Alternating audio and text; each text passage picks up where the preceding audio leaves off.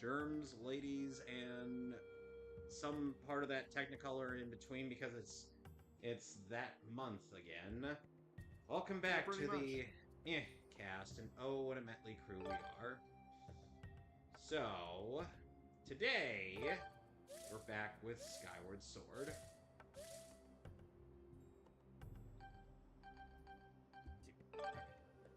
But, anyways, yeah. As I was saying, I think we're talking about Sigma's first form in X3. I lovingly dubbed him as Captain Pyro Sigma because he's trying to channel his inner Captain America and Pyro. Sigma would be like, I, Sigma, will turn you to toast, X. Pyro will turn you to toast.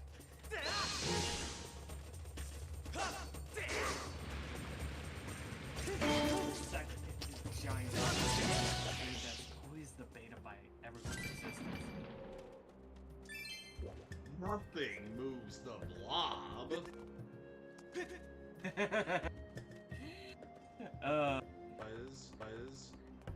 Buzz finally announced the release date of Digimon Untamers' Betray. Yay! And I only have one thing to say in celebration of this. One sec.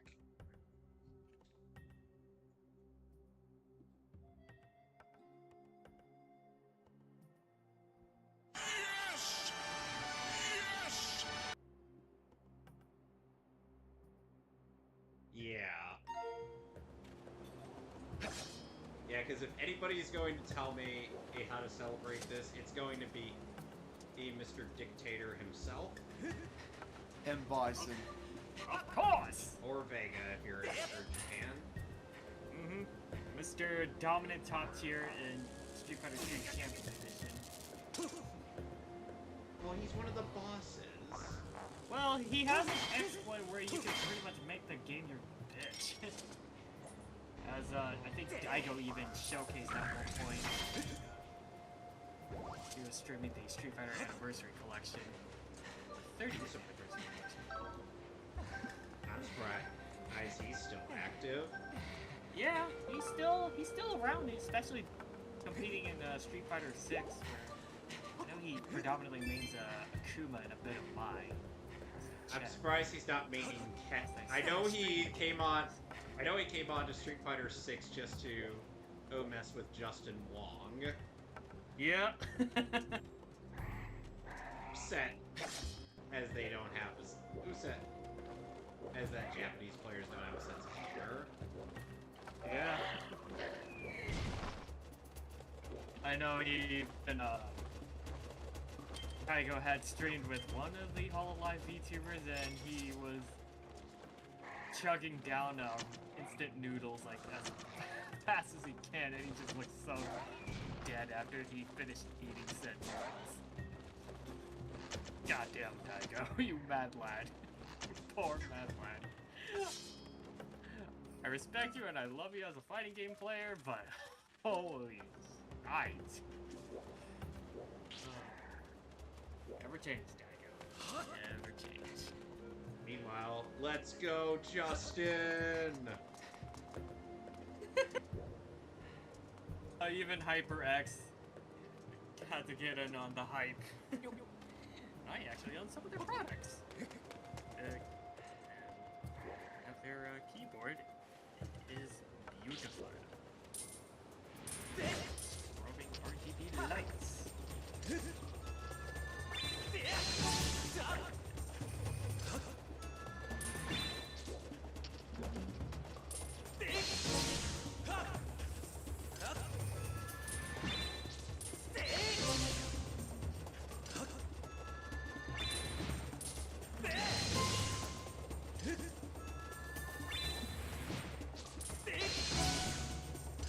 Sorry, this is taking a while. To kill this one thing.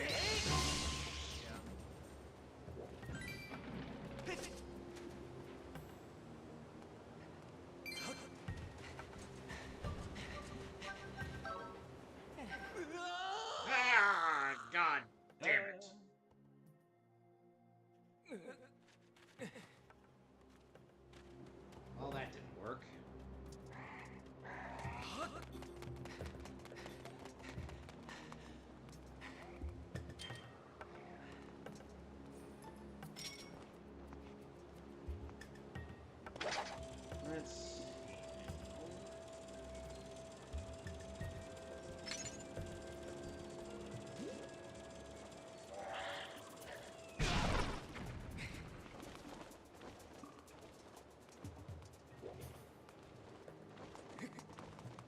I had something that could shoot those bastards down, then I wouldn't be having this problem.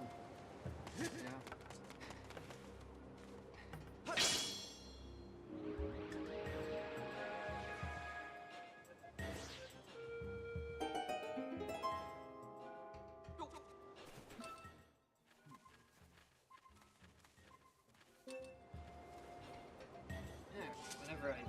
Whenever I do decide to revisit the X series, I still think, yeah, X6 definitely feels like, yeah, pretty easy in its own right. Zombie Sigma, no problems. Yeah, Zombie Sigma just shows up, falls over, and you're like, but. Yeah, I'm not gonna lie, when I was going through X, I was like, Sigma suddenly coming out of nowhere, I was like, what the heck? It's like, really, Gate? Bringing back a zombified Sigma who went through so many beatings from X1 to X5. What we can accomplish there, Gates?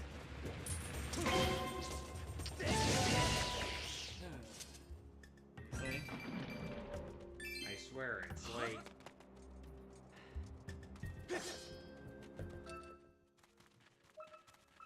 I swear, it's like Gate. It was just... Us like, I see this jar labeled Satan. I wonder what happens when I open it. Little did he knew he unleashed the devil, who is still in the midst of sleeping after suffering 5 acid.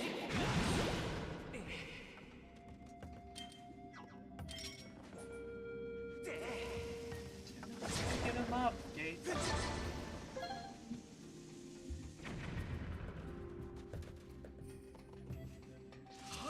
Oh no, Gate just doesn't care. Yeah.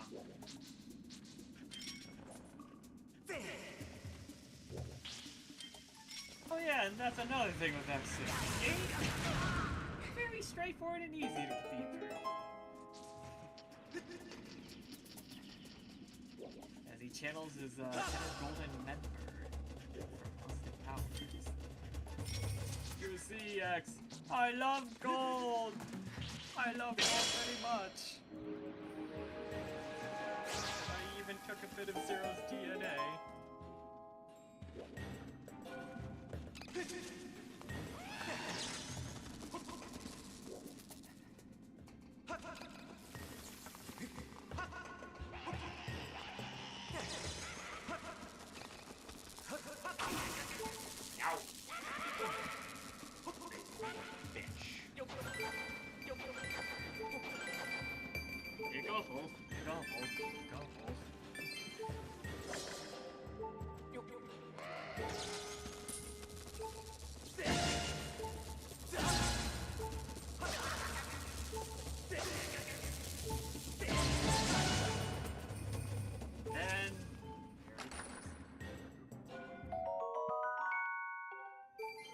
Is that a lucky find?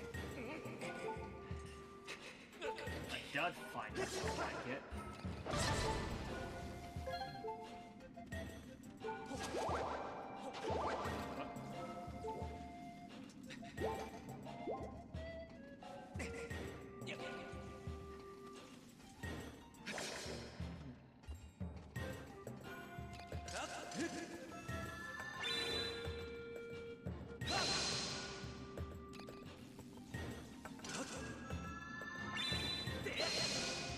Perhaps I'm overthinking this.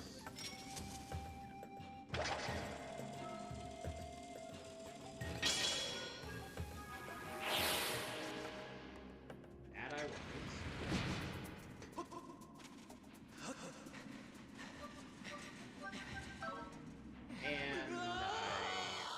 And I overestimated my chances. Yeah.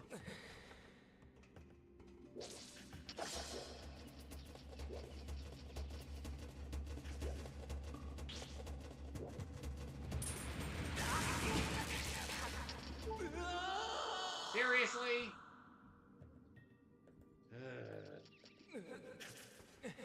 I'm gonna end up.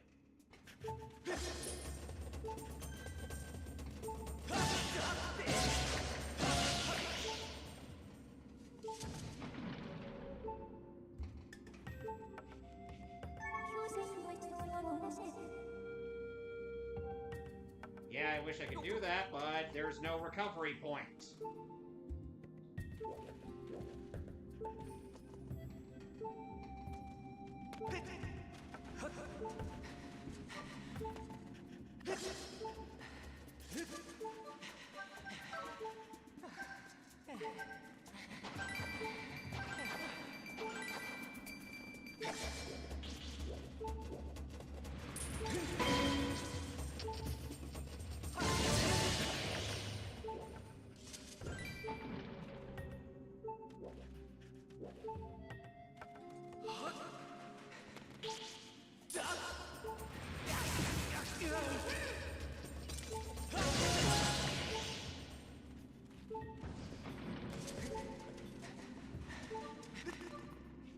There we go.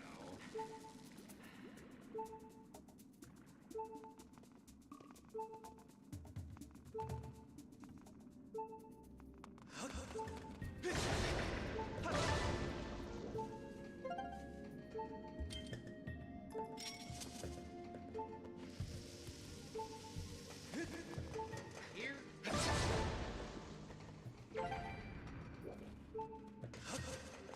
So how about that local sports team? If you know me, I don't care for sports at all. Oh, Okay. I'm filling up dead air.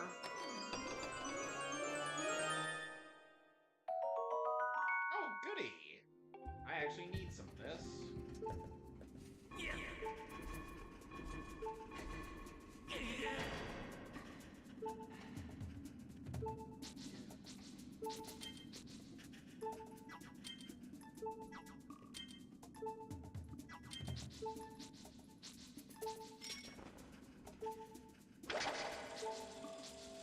I gotta grab one of these guys.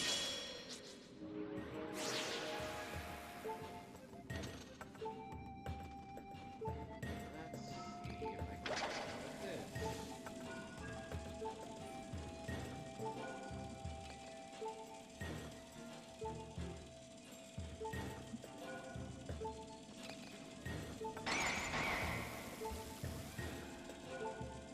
Okay.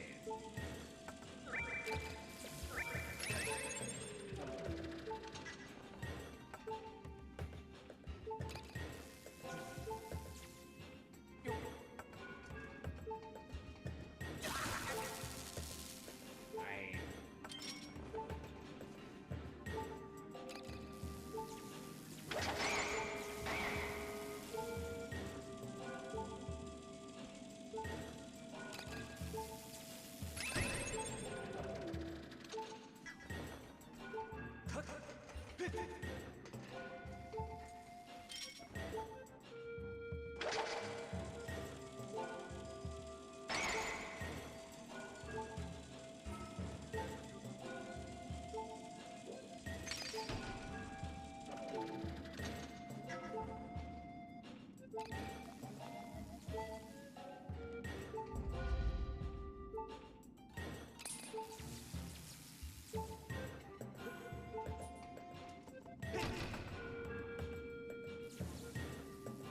There we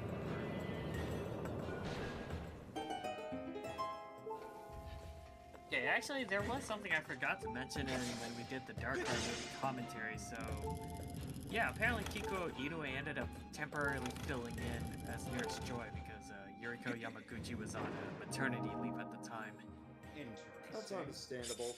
Yeah, because I believe Yamaguchi ended up voicing Nurse Joy, like, I think at some midway through Johto, because her original actress had retired from voice acting, so she ended up becoming the more or less the permanent voice for Nurse Monster Joy. Horn. I actually What? didn't know that. Yeah. And now you know. Yeah. And knowing is half the battle. G.I. Schmo. Yeah. And I'll be fair, I haven't really watched a lot of the Pokemon anime in Japanese. Yeah, but it's always fascinating to me to see what kind of casting changes they go through. But I do respect it. Yeah. Well, they do try to maintain as much consistency as they possibly can. Yeah. And I actually do like Japanese Team Rocket. They're pretty funny, and they were comic relief since the beginning, whereas when 4Kids was dubbing the show, it took them a while to figure out that they were comic relief. Yeah. You can definitely tell in the very early episodes. Oh, yeah.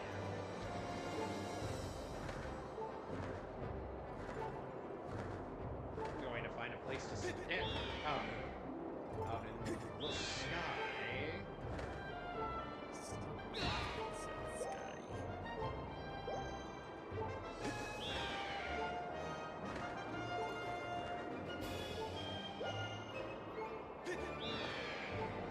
I really need to get back to playing the Switch version of this game. Yes. I think it's probably one of the last traditional 3D Zeldas, because with Breath of the Wild they went open world. Yeah.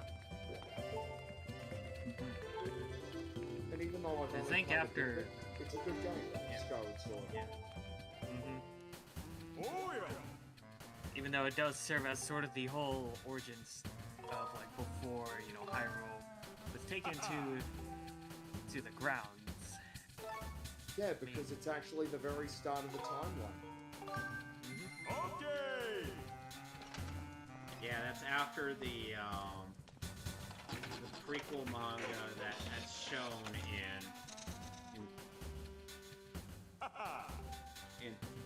in the Hyrule Historia.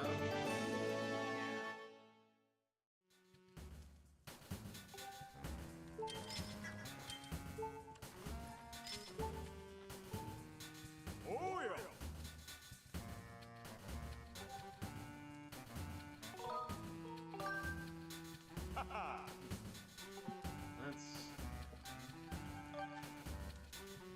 That's probably the one of the next couple of Zelda games. I really want to look into the 3DS ones, like after seeing some Call Me Johnny's review of it. A Link Between Worlds in particular. I've heard that game's actually pretty good. Ooh. Yeah. Apparently it's like a spiritual successor to A Link to the Past, which I have not played at this point. Yeah. I'd really need to probably sit down and go through that one too at some point, since I was able to find a version of the game that actually translates, that's like a proper translation that's more like in line to the original Japanese script. So, got that ready whenever I get around to doing that. Maybe I should consider getting a copy one day. We'll see what happens, because I'm not familiar with top-down Zelda at the moment. Yeah. If you want, Because I'm mostly into 3D Zelda. Sorry, if go you ahead. want like a good top-down Zelda, I feel like Link to the Past would probably be your best bet. That I've heard is one of the best ones. Oh yeah. And now I've gotten the best variant of the wooden shield. Hooray! Nice. But yeah, I'm more of a 3D Zelda guy at the moment. Yeah. There's been like a similar case with me with Mega Man X. It's like, yeah, I'm familiar with some of the classic games, like 1 through 6 on NES, and then the X series is where it's like my bread and butter, like, pride and joy. That's fun. Yeah. Let's say. But if I thought about getting the collecting the X games in a physical format capacity, I think I'm more or less likely gonna hunt down the original Japanese ones, since they're at least a bit cheaper compared to their American counterparts. Completed idea. box. Or you could just mod the, or you could just mod the Legacy Collection. Oh, true. Yeah, I've owned X1 in some capacities. I've owned a copy on my 3DS and the Anniversary Collection on Switch. And so I have, just like Johnny, who owns multiple copies of Sonic 1. And meanwhile, it's like, for for Johnny, it's like he can't live without the Guns N' Roses references in all throughout X5, and I'm like, I think I can live without those. Yeah. Even though, well, they're charming in its own right. The I only don't mind. genuine Guns N' Roses reference in that is Spike Rose Red. Yeah.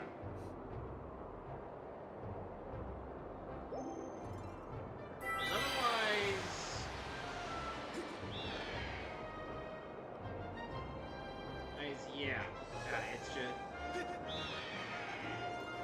it's just adjective.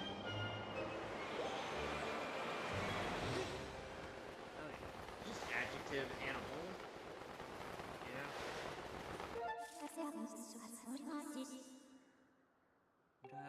Hmm.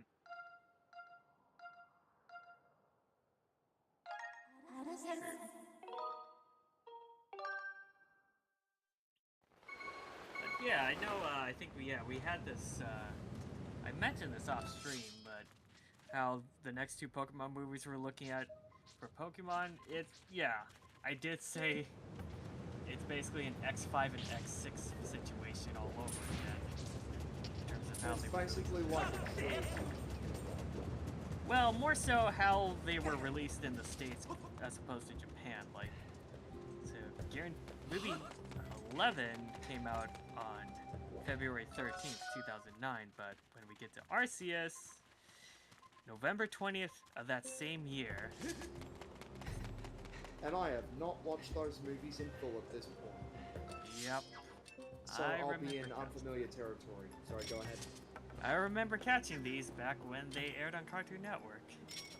I pretty much stopped watching Cartoon Network in the end of the 2000s. That's when they Yeah. started that live action crap. Thank God that's over. Yep. The City era is still the best era of Cartoon Network for me. Yeah, the early mid-2000s was the peak. Yeah. And I remember Matt Hill did pay his respects to Tom Kane, where it's that scene of Ed and Professor Utonium interacting during the City era. Yeah, Chris, there was this one where Utonium locked his keys in the car. Yeah. That one was a great one. In fact, a Yeah. lot of the bumpers were really charming. Damn it, I missed.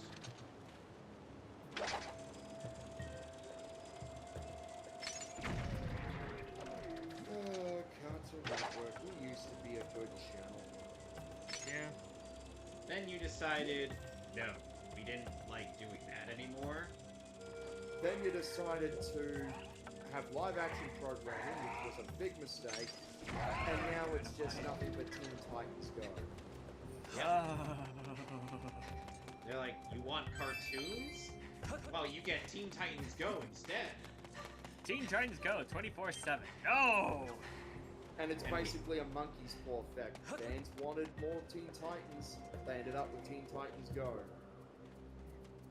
Yeah, and that's why I keep telling people that every time, and I've said this multiple times, on stream and off camera, you want Teen Titans, but you're not going to get it the way that you want it. Yeah. You're instead going to get it through the perception of the Go team, Yeah.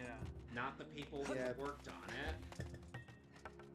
As we've and discussed, I'd even say... Sorry. yes, and as we've discussed on this in several instances, is the original team has disbanded after Trouble in Tokyo. You are not going to get Glenn Murakami and whatnot to sign on to do another one, especially after how thoroughly WB screwed them over. Yep. I mean, heck, I'm fairly certain there was that time when Murakami pitched the idea, but then they were like, no. That's right, because there's actually a video of, you know, Scott Menville, Hynden Walsh, and Greg Sipes at a convention, and Scott mentioned that. Get in the net. Thank you. It's really... Even though one of the character designers is dead, Derek Wyatt. I mean, Glenn's still around. I don't know about John Suzuki. And as for Brienne Drohard, she's working on that upcoming Starfire series. Oh, joy. After the Beast Boy Lone Wolf show kind of just... I was like... Okay, I love Beast Boy to pieces, I know. but he cannot carry a show by himself. Yeah. And I was proven correct! Yeah. I watched through the entirety of Lone Wolf on YouTube, and... I have too. My god!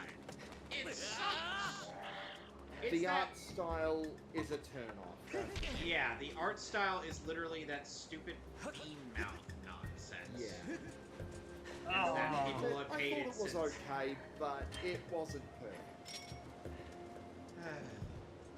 And not only that, it's supposedly in continuity with Teen Titans Go, but that in itself opens up a whole another plethora of problems. Yeah. And you also got to remember that even with Greg Sipes' Parkinson's, he just can't do Beast Boy's young-sounding voice anymore. No, it's either the obnoxious voice from Teen Titans Go, or it's his angsty, depressing voice from Young Justice. I'm so depressed. I'm listening to Linkin Park 24/7. Everything you say to me takes me one step closer to the end, and I'm about to break him again. And I mean, I didn't mind him sounding older in the revival seasons of Young Justice, but... yeah, that was fine, but at the same time, I wished if they allowed him to actually, you know, have better direction. Yeah, Because the direction even though on... Jamie Thomason directed it since the start. Like, Sorry, go ahead. it just feels like Greg Weisman and company just gave up. And this is why Especially the revival seasons, because that's when the show lost focus, the animation got stiff, even though the animation companies could prove to do some good stuff, like DR Movie and Digital Animation can do some good stuff, and even Studio Mir can do some good stuff, but nah, let's just run out of budget. That is the one thing I hated in the revival seasons, especially season 4. I will forever criticize the limited animation. Yeah. let's not actually bother to animate a half-bar show, and instead have it rely on still images, that suggest we're animating, that suggests we're doing a motion comic instead. Yeah, like a slideshow presentation, and it was really bad in the Katana arc. I'm like, okay, I get you telling a story, but it would be better if it was animated. Yeah. Really hated the original character in that was shoved in there. Child. Yeah, like she was a gender swap. of course she fucking was. And not only that, and of it's course, like the Zod's being race swapped. and as Alex has pointed out in our commentary, the way that they act, the way that they are portrayed is probably the most racist portrayal. One of the most racist portrayals of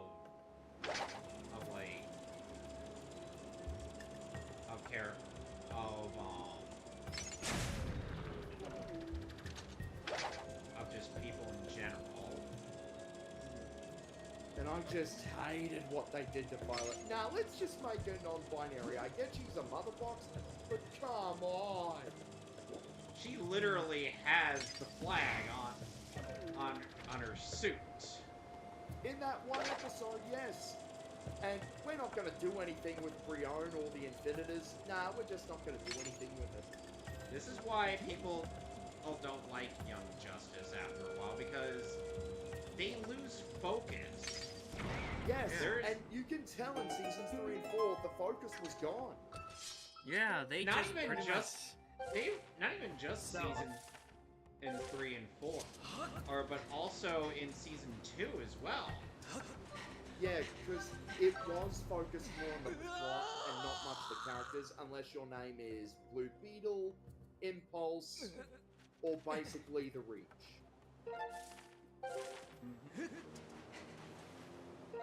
And I'll admit, I did like Season 2 despite its issues. Although, one thing I gotta say about Jaime in that series, it's like, and thus Jaime Reyes continues his trend of being one of the most fan-servicey characters in DC Comics. Yeah, pretty much. Because in his run of the comics, he's either shirtless, naked, or in the suit. Yeah. Yeah. If you don't But believe you could me, definitely tell it was less character focused. Like, they introduced too many characters that get little to no development. yeah, and who we don't see, how they joined up with Yeah. Exactly. Because You're just left kind of wondering. Because Jaime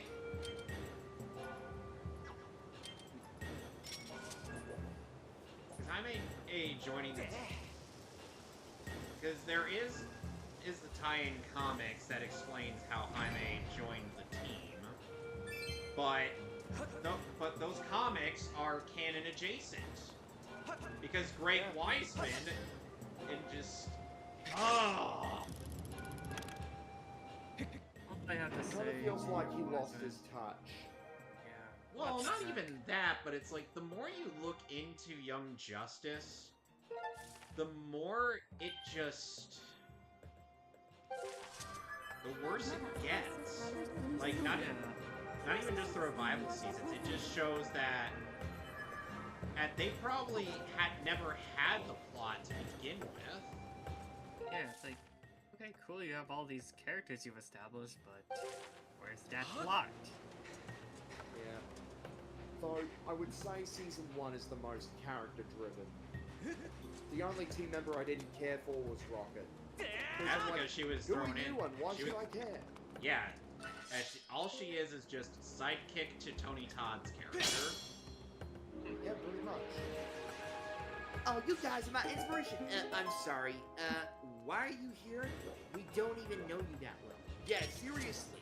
Since who the hell said you could join the team? You don't even have any development.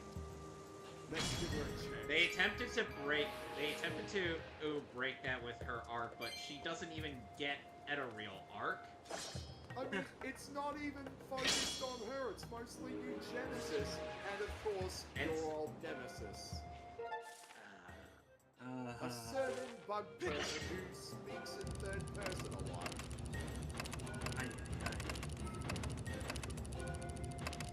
What in the hell? But yeah, I call Forager Kevin's old nemesis because I understand why he finds him annoying.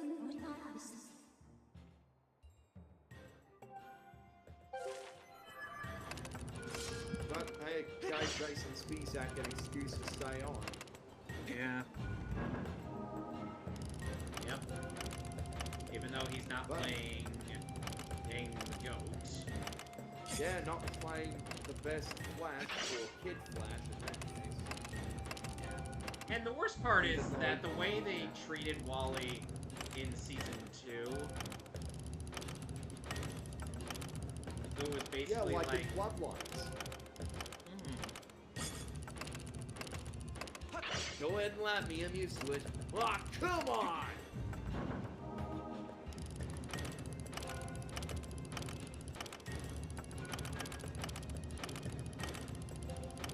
And even though I like that episode, let's face it, Wally was even barely in Season 2. Yeah. Oh, and regarding Endgame, I've listened to the commentary on the Blu-ray, and it turns out they were planning on killing off Barry. What the fuck? But nah, they decided to kill so off they Wally so they instead. planned on killing the character who canonically died in the comics, but then they decide to kill off the character who didn't. That's retarded! Yeah, What a seriously, load if you have the Season 2 Blu-ray, just I listen do. to the commentary for Endgame. Oh There's a god, commentary for Alex is Summon gonna as well. love hearing about this. a load of BS. Say. It's true, I've listened to the commentary. So wait, you're telling me they were planning on killing Barry, but they killed me anyway? Apparently, I'm afraid so. Seriously. No, it's a load of shit, but even I'm just as confused as you. So... Oh, now we're going into the next dungeon. Alright. Now...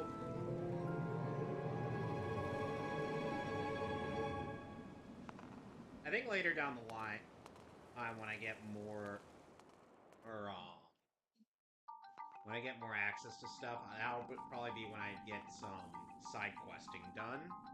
Because as it stands, it's kind of difficult to get at any side questing done due to, you know, the fact that I barely have any means of doing this. You know what's still one of the funniest things regarding this game? Yeah. As pointed out in like a top 10 and worst E3 moment, Axel's whole thing, they were saying that essentially when Shigeru Miyamoto and whatnot are meant to present in Skyward Sword, Yeah. or I know what you're talking. they pretty much presented it in such a state where the motion controls barely worked. Oh I think I know man. what you're talking about. Yeah, when Miyamoto was trying to like channel his inner like, Yeah. Oh yeah. Oh man, that was not a good look for the next Zelda. Nintendo. Yeah. Boy howdy did they have to go through and iron out all these bugs. Oh yeah. And if you had pre-ordered the game back in the day, you could have gotten the bonus with an included gold Wii remote. I could have sworn I had pre-ordered this game back when it was coming out on Wii, but With Wii Motion Plus included. But yeah.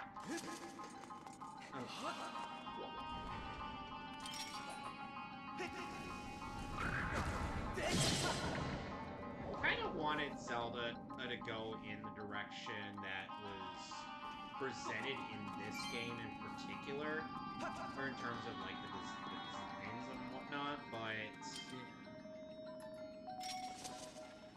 it's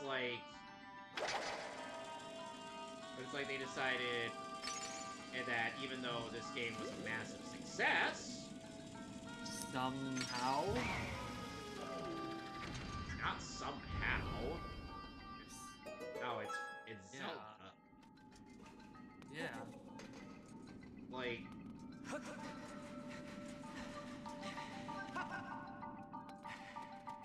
you can say that this game was handholding, not which, at times, yes, I will admit that it can be a bit handholdy, but at the same time, this is kind of a new take on Zelda. It's like, sure, we had motion controls and whatnot in Twilight Princess, but that was barely a thing. Yeah.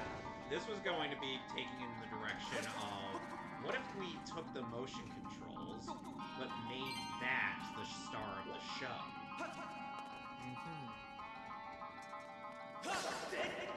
I believe this game would mark the debut of Yu Shimamura as Princess Zelda. Would actually come back to voice the character again for Breath of the Wild and so on. I'm just gonna say, this version of Zelda is and such a sweetheart. It's like, this version of Zelda is an actual character and not just you know, somewhat caricature. Like, there were shades of that in Twilight Princess, as that I felt, but the thing is that unless you read the manga, you don't really get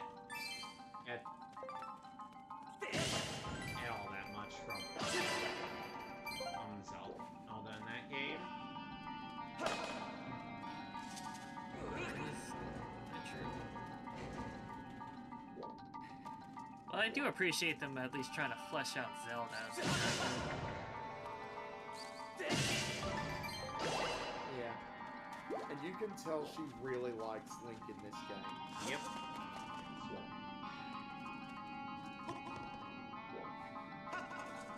I mean, hey, they're really good friends.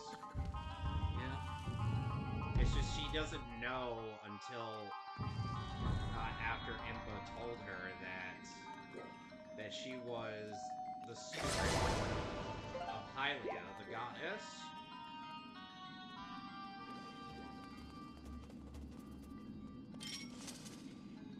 I mean, heck, I don't even think anybody else really knew, but Impa sensed that in her. Yeah. Although, I know one thing that people love about this game, with even despite all the motion controls and whatnot, it's Girahim. Yeah. Ah, that man, voiced by Anri Katsu. There is, as I've said before, by a couple or things like, there was a DeviantArt user that presented like a bunch of hypothetical voice casts for Zelda games, and for Skyward Sword, or in Girahim, he chose Seymour's voice actor from Final Fantasy X. Alexander Fernandez, I believe his name was. Okay. And I'm like, I could actually hear that. Like, at the very least, with Girahim, he'd have way more creative freedom as them to go full ham on the performance, where a lot of Seymour's over-the-top mannerisms didn't really show up, and it wasn't really prominent in the voice acting until like the last boss battle.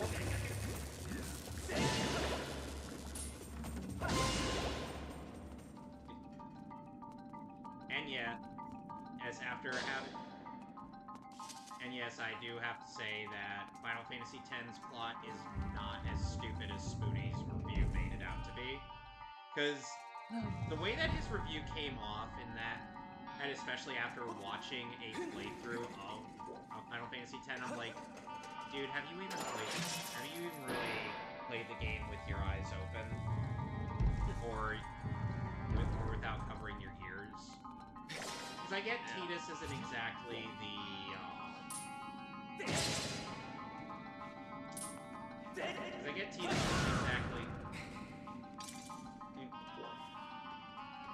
the most endearing character out there, but at the same time, come on.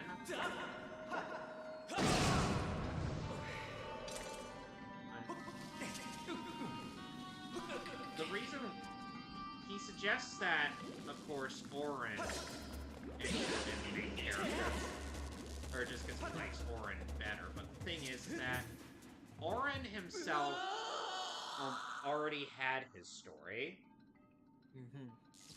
He has said so on he has said that this is on multiple occasions that this is his story.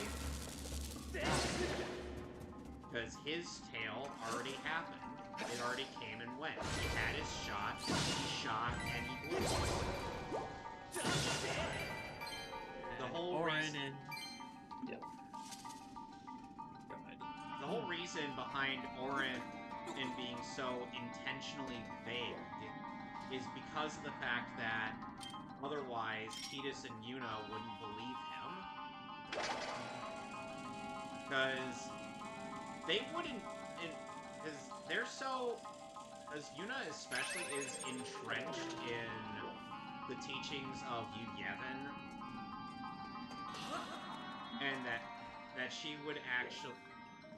That she actually almost martyred herself until she saw that what exactly this would have led to.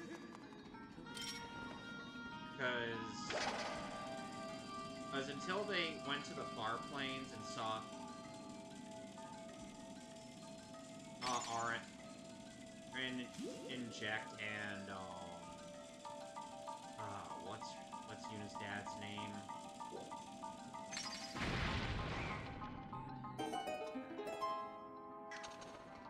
trying... There's a lot of characters in that game. Yeah. And weirdly enough, the most useless character out of all of them is the one whose bread and butter is the enemy skill. Oh, materia. The Mari looks cool! I will not deny that. I will not debate that whatsoever. Let's see. But... Ice Summoner Braska. Yeah, Braska. That's his name. Thank you. Because Braska... Because, Braska... Because Braska and Jack didn't see any other way outside of making Jack into the final Aeon. Whereas Orin wanted to find another way. Going where he tried to take on Unileska and he died. Being unable to fulfill his promise to Jack and Braska to take care of their kids. What makes this even worse for Tidus is just the fact that he's not even real. He's just one of the various spirits of the faith.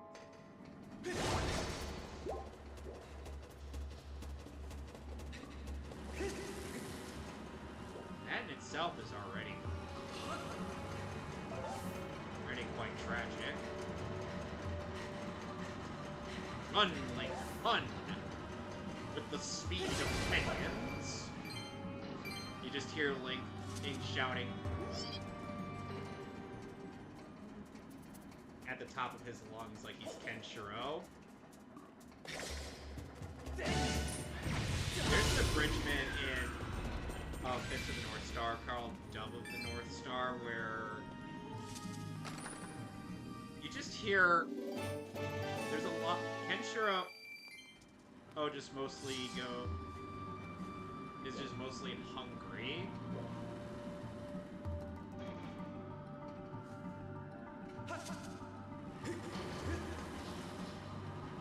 You guys can hear me, right? Yeah, I can hear. Just making sure because I've had internet issues today. Not fun because we're in hurricane season. Oh, that sucks. And I'm in Florida! Yay!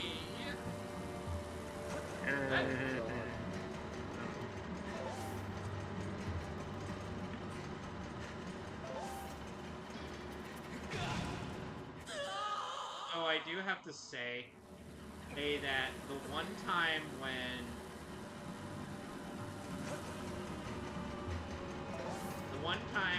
Spoody did sound like he knew what he was talking about was in regards to the way that Unilever's boss fight goes.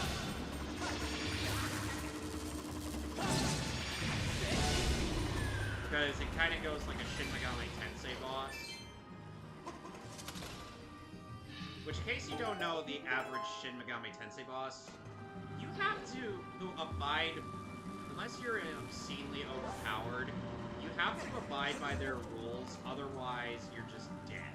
Otherwise they'll just kill you. So Unileska will inflict you with zombie.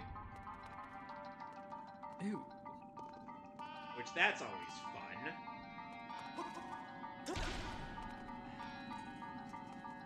And zombie essentially makes it so that Etchy will attempt to heal you, which when you're inflicted with zombie, that means it does damage, because zombies in Final Fantasy, because undead and enemies in Final Fantasy X and can be hurt by cure.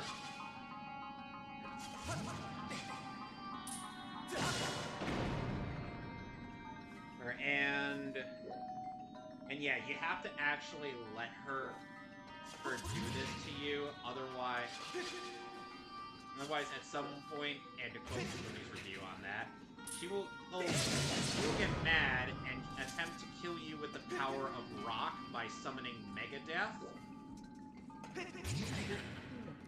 Okay. Yeah, it's not just any death that she will kill you with, but Megadeath. That is actually my favorite part of the review. Where For some reason, Super Mega Death Christ came into my mind like, oh dear god, no. fucker. It's Super Mega Death Christ, dude. Watch your fucking language. Oh, I still remember when the AVGN versus Critic fight where they decide to settle their feud in the Nerd's Lair. What reason? A bard shut the freaking door!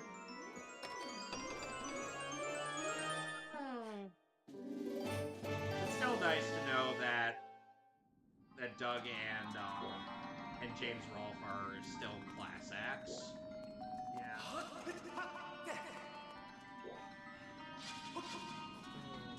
And hey, James Rolfe is a dad, so Gonna be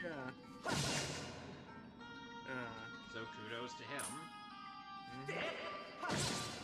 I mean, I even got to see his recent video about the 10 things about, like, movie theaters nowadays, and, like, yeah, that's great. Like, his aren't as good as they were I back then. appreciate that he's able to move past the nerd, or rather the video game nerd personality, and find an outlet for his, rage. Oh, yeah. Because he's demonstrated in a passion for film, and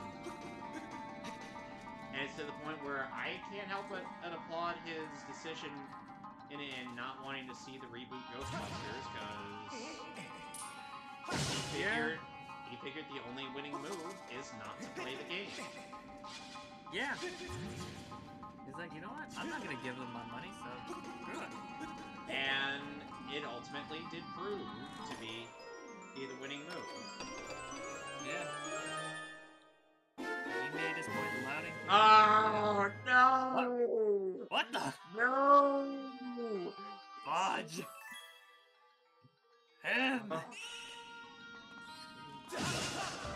Why can't they? Sweet mother of pearl. Hey, David, you remember this item, right? Oh, that item! From Smash Brothers. Yeah, Yeah. I think I know what you're talking about. The item that's known for sending people off the edge of the stages. Yep. Good. If you're going up against a little Mac, you better use that so they can take advantage of their recovery.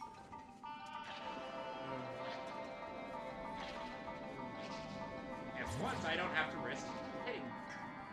Yeah, the Gust Fellows in Smash Brothers, they push you and keep you off the edge. Yeah. Very useful against Little Mac. And Meta Knights. And those pesky Meta Knights. Yes. So I've recently gone through the whole of Twilight Princess on PC with Dusk Yeah. Play. Oh, yeah, that reminds me. I was looking through the GBA temp forums. There was like supposedly a PC version of Pokemon Crystal and Platinum. I was like, what Platinum. the heck is... Yeah. Yeah, there's supposedly one in progress. I hope that does go through, because I want to be able to trade Pokemon again, guys, and trade with people not just not just close to me. Yeah, I'm curious how that's gonna work. How they're gonna handle all the trade Pokemon. They're gonna figure. I hope they're gonna figure it out, because And the whole hey. unobtainable Pokemon as well. Yeah, especially even though there is like a ROM hack of like make sure trade Pokemon their evolutions is possible without having to trade. Yeah, but that's a ROM hack. True.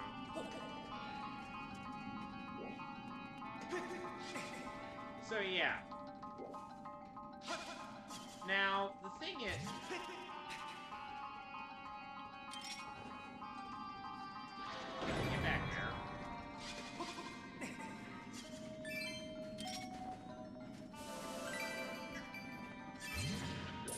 now.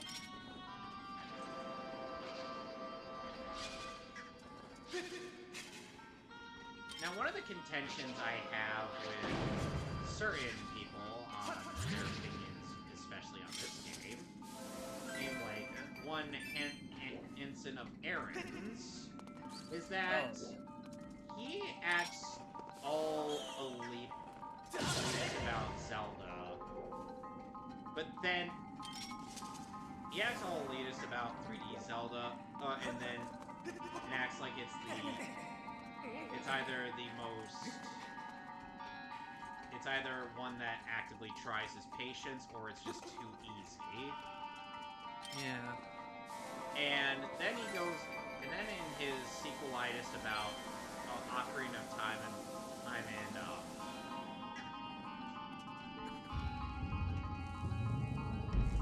and Link to the Past, he ends up getting into like an irrelevant tangent about Skyward Sword. If he wanted to make a tangent about Skyward Sword, or if he wanted to make a video about Skyward Sword, he would just do so. Oh, you would think that would be the same man's option, but he didn't want to. He wanted to try his audience's patience. And that reminded me of the time when BSC did, whenever they do a couple of the Zelda games, Airman wouldn't shut up about his tangent about Skyward Sword, especially in Majora's. Yeah, and people think that I was being fragile when I said that their commentary on the game, it was during the Majora's Mask commentary, was grating. And they're like, oh, you sound very sensitive. I'm like, no, I just don't have patience for nonsense. Yeah. Like, they should save this commentary for when they actually played the games, and then they end up actually getting to those games with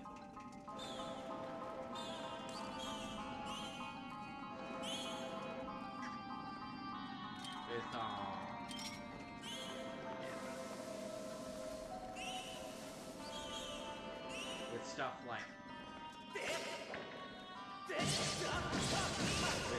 with Ted, for whatever reason, doing Twilight Princess, even though Ryan and appeared to be slated to do so. Yeah. And I will admit that Ted's usage of Tricky in my Run DMC during the snowboarding section was kind of funny. I will grant him that was hilarious. Yes. Although, of course, Ryan was right to call him out on his lack of usage for Be Cool, Be Wild, and Be Groovy, which I did use during my stream of Twilight Princess.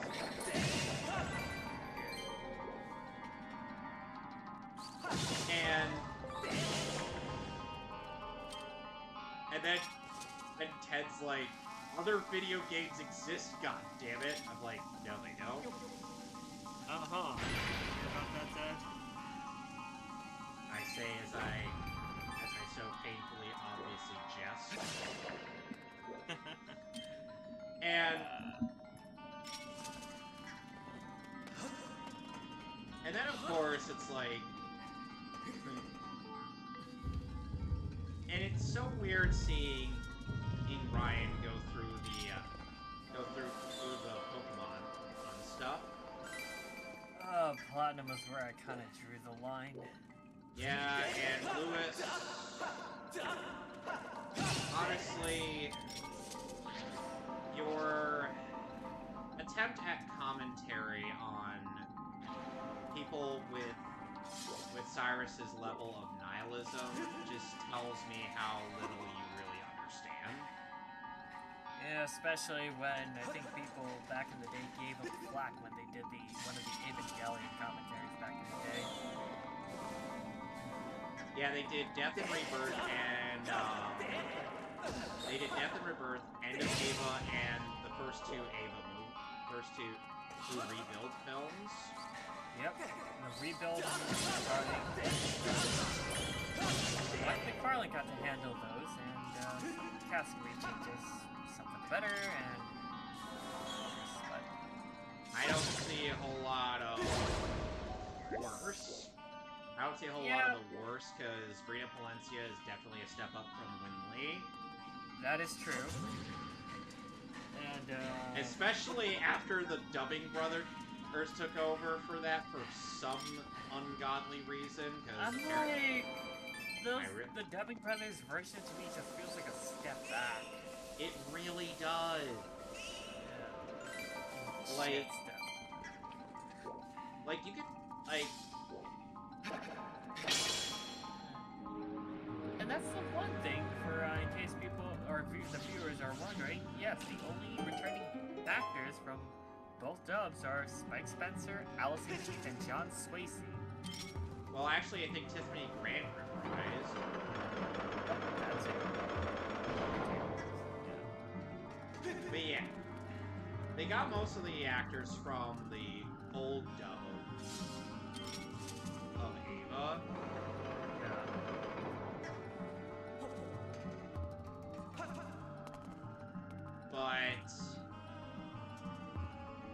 But they got like a whole slew of newer actors.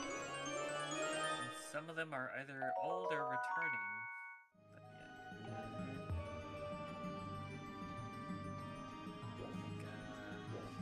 But Yeah, like some of the Funimation casting choices. I do like the majority of them. I think Ritsuko Akagi, played by Kali. I think Felicia and Gel all got to reprise. As It was Miyuki Sawashiro's character. Yep. Yeah. Which, yeah, speaking of which, happy birthday to you, Miyuki Sawashiro, since Yep. it's second over there in Japan. One of my many favorite seiyus. Yeah, she's a pretty good seiyuu. Yeah. And her English, much like Ryo Horikawa, is damn good. Very good. She would actually come back to play one of her very first voice acting roles, Kuchiko, from Kichi Shara. She actually come back to voice English. That's neat.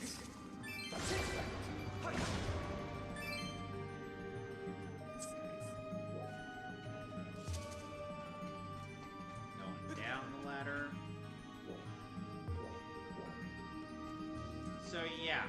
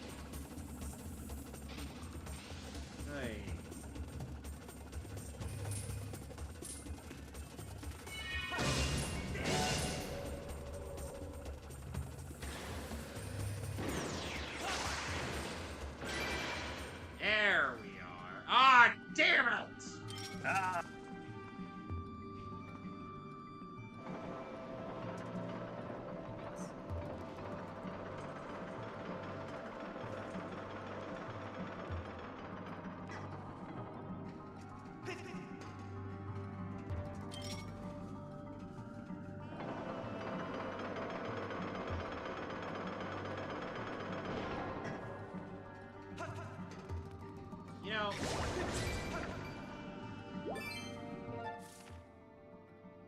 Yeah, one thing I'm surprised at about this game, I have not seen... I don't think I've seen a single dungeon map.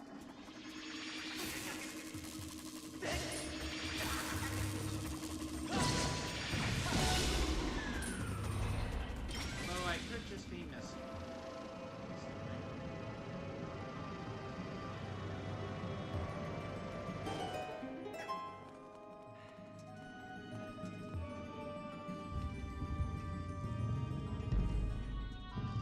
Oh goody, more of these things.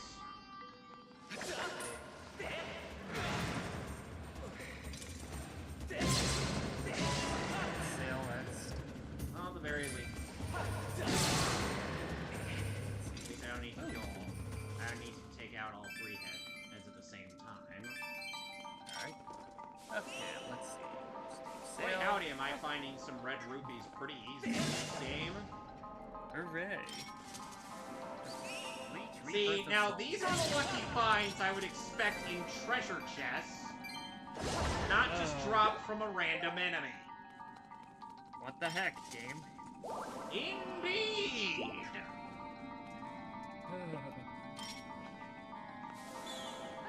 You know, Rebirth of Souls, 40% off, only $35.99. Not bad. hey, at the very least.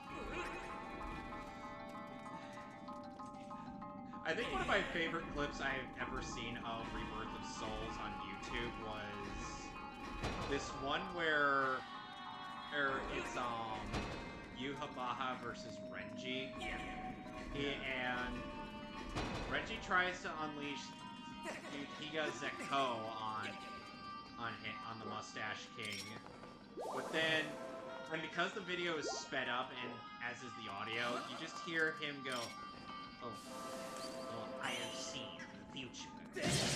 Everyone I meet will be powerless before me." I'm like, I'm not sure. I don't know if I should take him serious or be... I don't know. No. Oh, I'm like, I was not expecting sped up Richard Epcar on my bingo card for I think 2025. I was when that video came out, but I am happy with the results.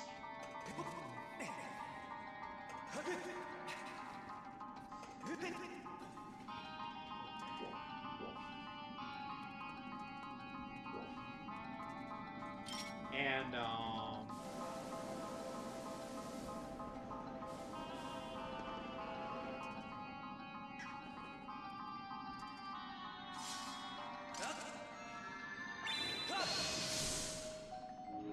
well, it's a good thing Skyward Strike can go through that wall. Oh boy! A new enemy that I need to use my Gust Bellows on.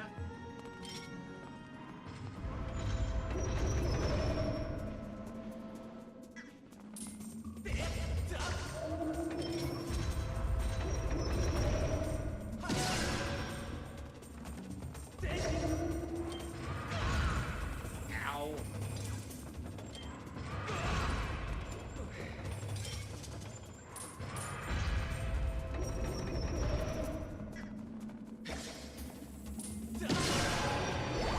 There we are.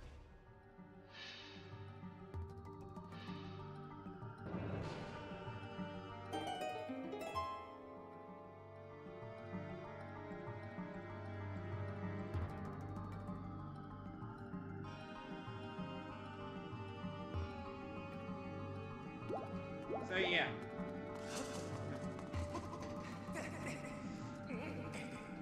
You know, I still find it funny how when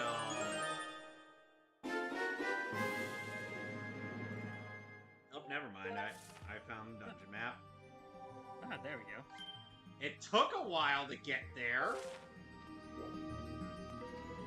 Yo.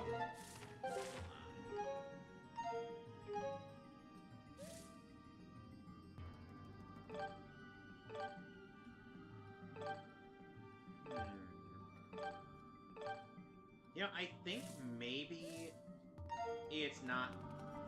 I wonder if it's just dungeon... It's just the dungeon map and the compass, but then again, I'm sure I'll find the compass at some point. It's always strange to me. Wait, hold on. Where's that... Yeah. Where's that background audio coming from? Like...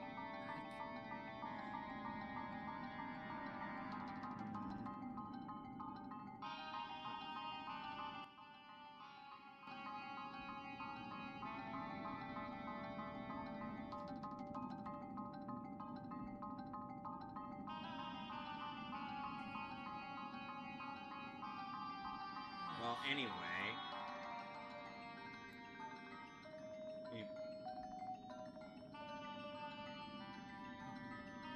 Well, anyway, so... Oh, well... Still remember how Tony said that, that the thing that made him decide that Netflix made Season 2 was complete and utter shit. Yeah. Wasn't even was the fact that Virgil was outright almost slimed by people. Ooh.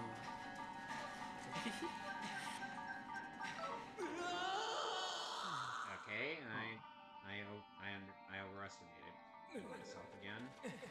Yeah. Okay, let's try and figure this out. Alright. I get it with Pokemon Crystal. Alright, so last time I left off, yep, dealt with Will, Koga, and Bruno. Now on to Hade. Right, I forgot you were playing Crystal. Yeah. It's funny, I never played much of Gen 2 back in the day, but I know my brothers, who definitely played it quite a lot back then. Because my big brother had gold and my other brother had silver. Nice. I actually started with Gen 2. Pokemon Gold was my first Pokemon game. Yeah. I think for Gen 1, Yellow was pretty much my jam, so I was glad I was able to go in with much better this time around when it went on the 3DS. So I was like, alright. You know what? There we go. Now But I think it got to the point. I didn't get the map actually showed what path I'm supposed to be taking. Yeah. I remember when it came to Yellow on 3DS, I think after I got to the 4th gym, I ended up grinding till like the cows come home, till I got everyone up to level 50. You know, the weird thing is that I never needed to grind all that much in Pokemon Yellow. Yeah. As weird as that sounds. Yeah. Because even though the trainers and whatnot were all insanely a higher level than I was, I had no problem with that game. Yeah, that is true. I think, I remember by the time you reach Koga, like, his Pokemon just go up in, like, up by 2 levels, like 3 Venonets, 44, 46, and 48, and then a level 50 Venomoth. Bear in mind, that was his team in Yellow. Which is even mind-boggling even for me.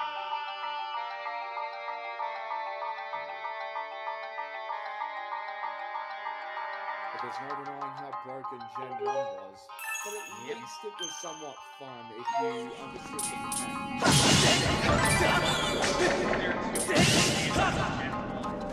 If you have an Alakazam, you're pretty good.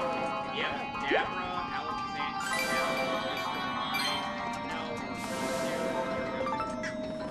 Yeah, Psychic types were overpowered. Yeah, that's because they only had 2 weaknesses.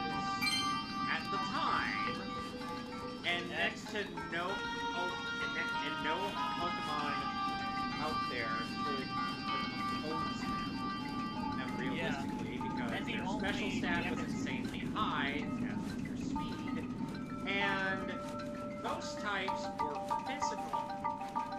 Yeah, and the fact that the only two damaging ghost bug moves are leg and head damage. And there's also ghost life, which that sucks.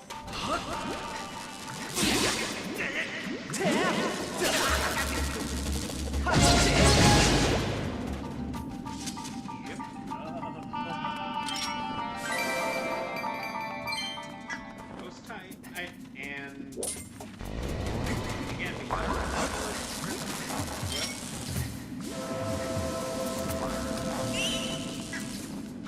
whoever was the brain trust in Pokemon that thought, what if we make ghost types physical while distributing their stats as though they were more special oriented? That's a brilliant idea! Get that man away! Wasn't until Gen 4 when the physical special split happened. And all for the fandom except for 10 rejoice. Also made Pokemon like Gengar a bit more useful because Shadow Ball was special. Yep. It was physical back then. Yes, Yes, which all makes of me dark go- energy was a physical. Which even made Pokemon like Ursaring to take advantage of that. And in Gen 2, you had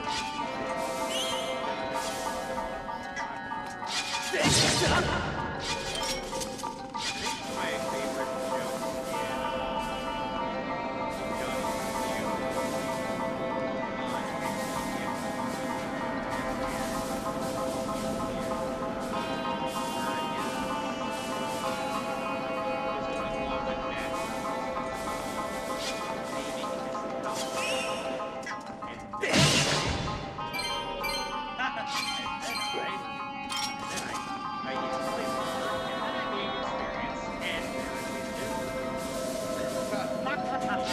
you just see Johnny look down.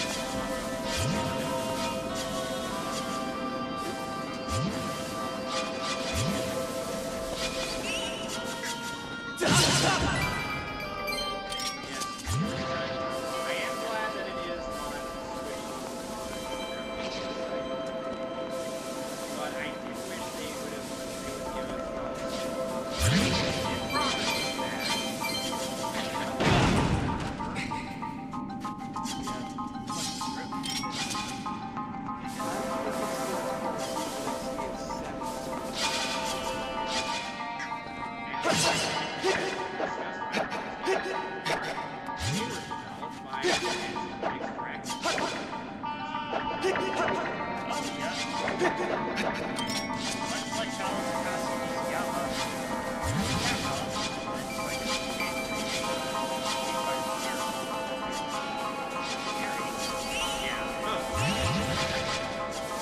Yeah, because he wanted to make a more brain-oriented fighting game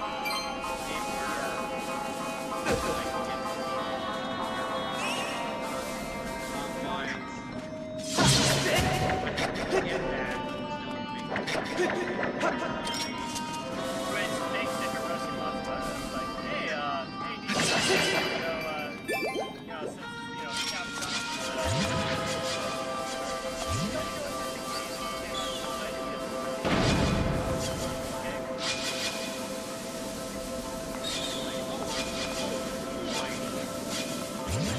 because, in fact,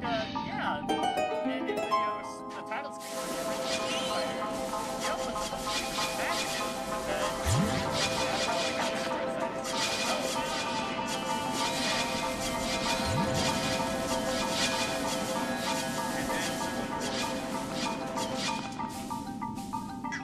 one of my favorite things. So, I kept throwing out this experience.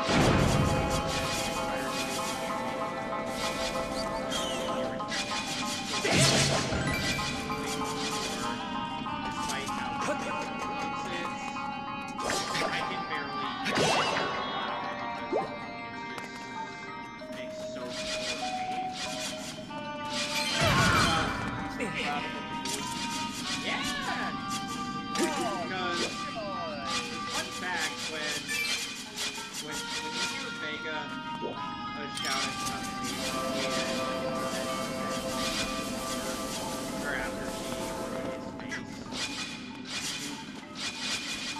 it the fact that Richard Campesino actually stammered on his part versus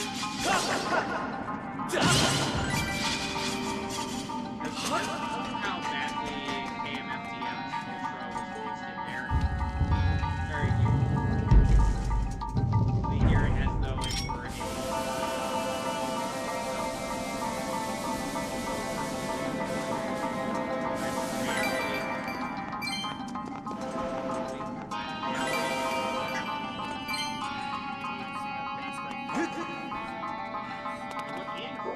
it actually matched the lip flaps.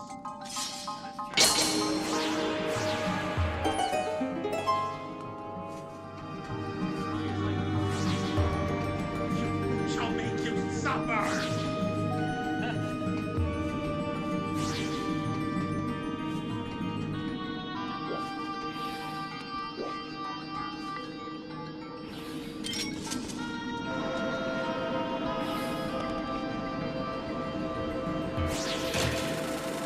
Funnily enough, all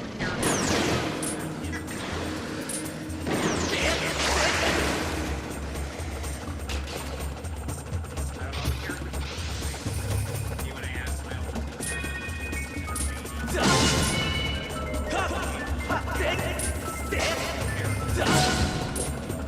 Vega and him.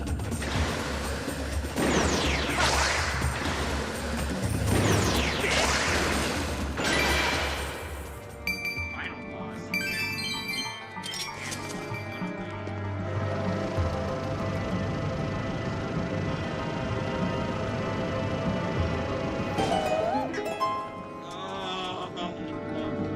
Why did he have to be so disgusting? Oh, yeah. Especially even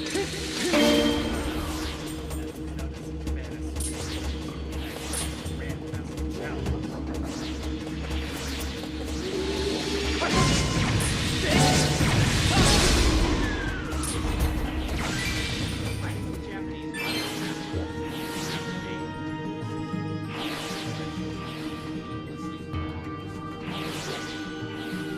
I mean, heck, when in previous versions of Street Fighter 2 Turbo Hyper.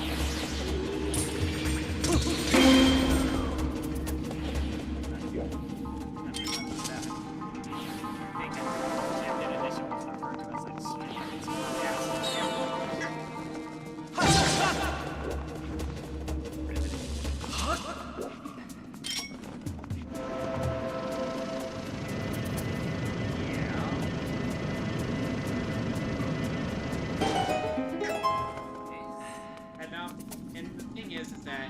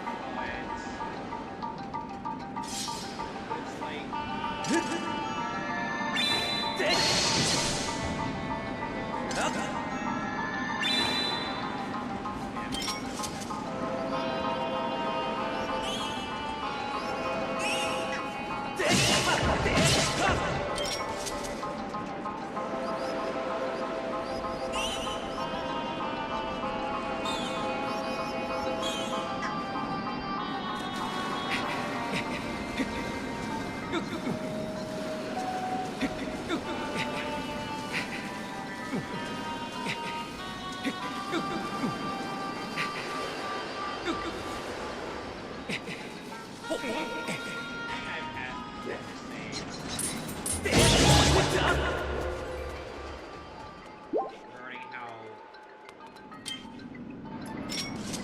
Iron Princess. There are more that they were in Ocarina of Time. In Ocarina of Time, instead of in the Water Temple and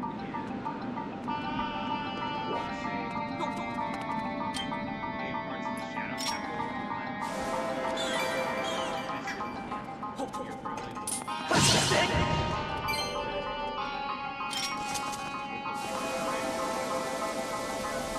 Probably the only few times I ever call you.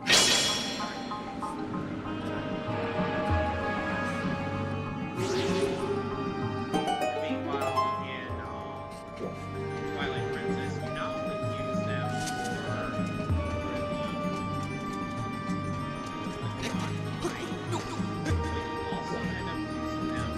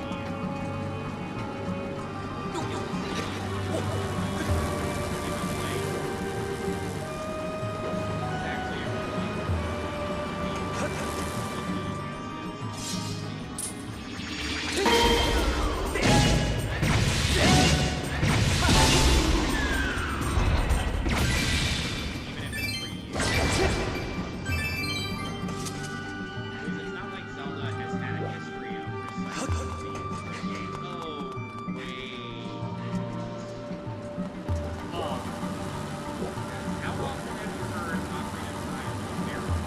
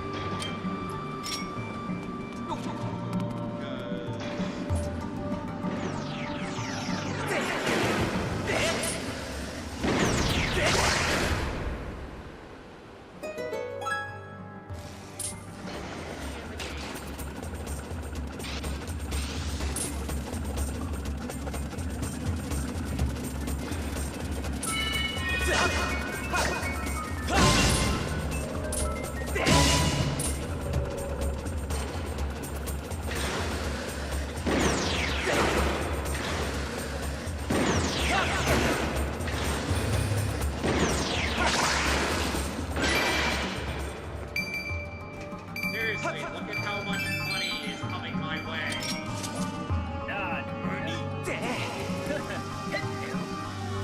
I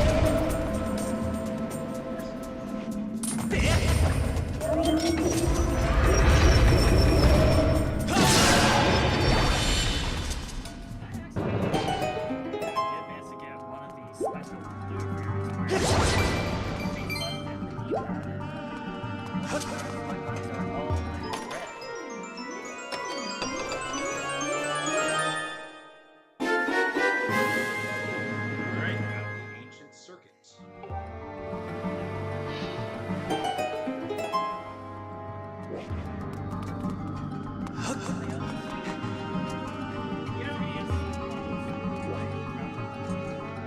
occurred to me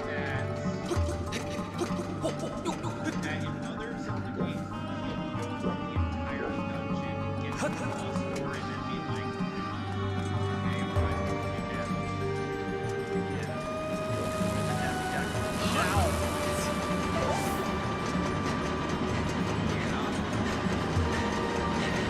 What are you doing down here? Down here? What are you doing up there?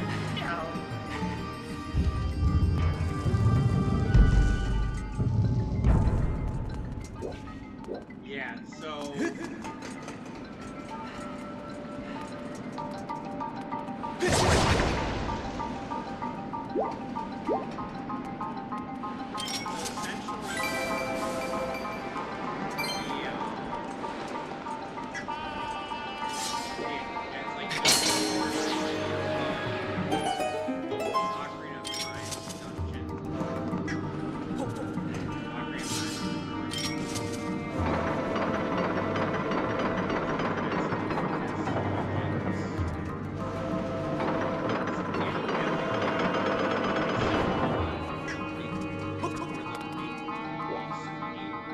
And I'm just like,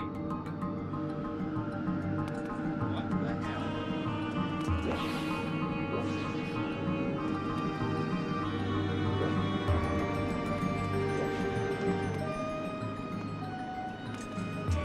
let's attempt to make this son of a bitch.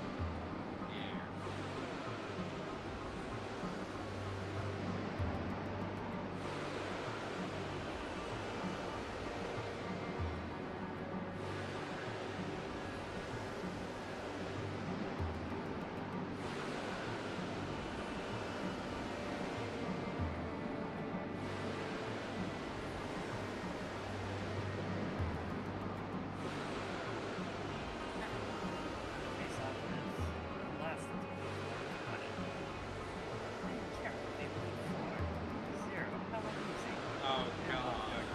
I love dark type Pokemon. I I find wish- their wild toughness to be so appealing. So strong.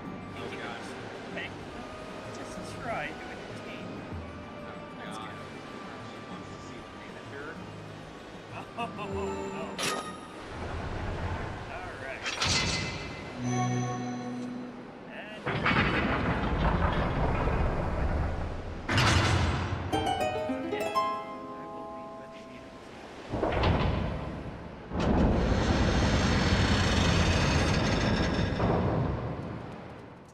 And now let's see what we're up against this time. You know, it's weird that this... Another weird thing about this dungeon, there was only one floor. One floor of all things. Huh. And Aaron Hansen was like, "Oh, this dungeon."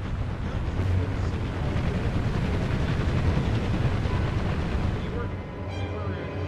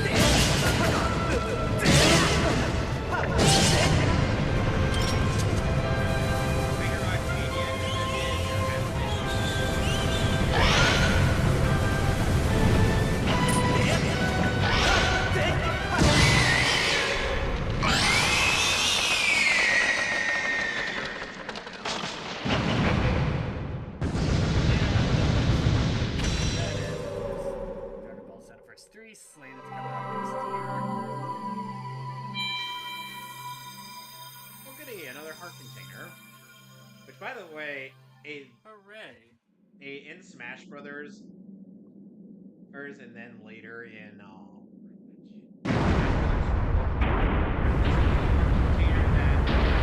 we had, and then in Smash Ultimate, I'm not sure if this is released by old one, but Yeah, I don't know, can't even tell if the model for the heart container did change between 4 and Ultimate. Booyakasha. Hashtag attack. Every time I Oh, just always think of that bit from JoJo Orange. She's like, I don't know what an attack is, but it sounds like the worst thing ever.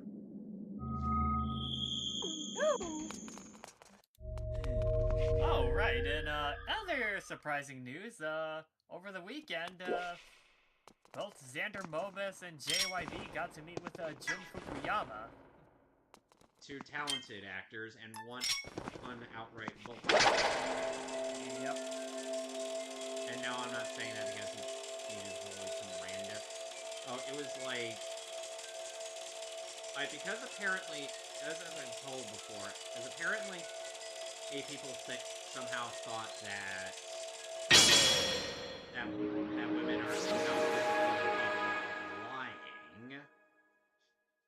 And the only example I ended up providing was one of the literal all worst pieces of human excrement out there in the form of mine from Shield Hero.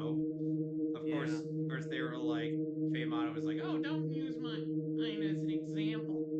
Oh, this isn't some fantasy, and I'm like, lady, I've been seeing this for months now. Yeah. I am not inclined to believe anybody, let alone you. Yeah. Not even, reminded me, yeah, I got a... And Xander Mobus even joined in on that, and I'm like, wow, Xander, you're quite the bully. He's more like Motoyasu than he is like Joker. King Simp. King Simp, who is a huge douchebag. Yeah. Hi, Zelda. That's how I came in. Ow! God damn it.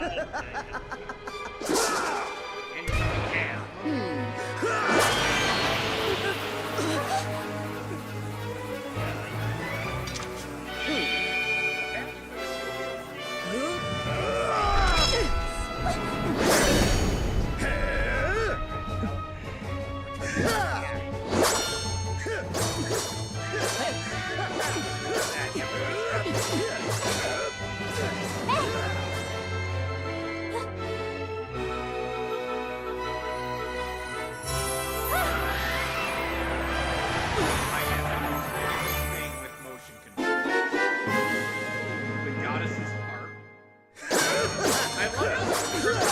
There's no time to admire it.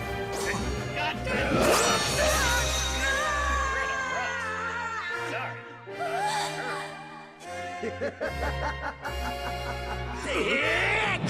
Directed by Zack Snyder. Who, speaking of which, is going to be working on a remake of a movie. Which I have to say, that's certainly interesting news. And once Impa isn't chastising us. Hey!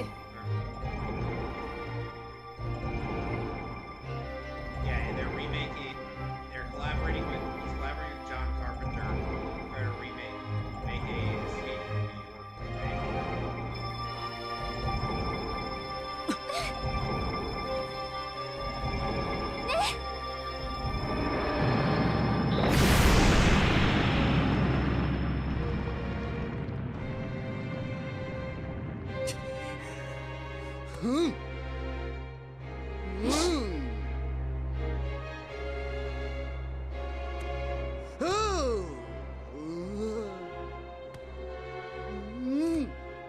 Why are you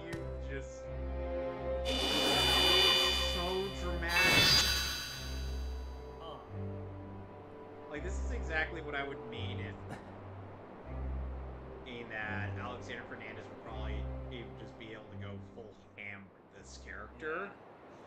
Because he does all the most dramatic mannerisms.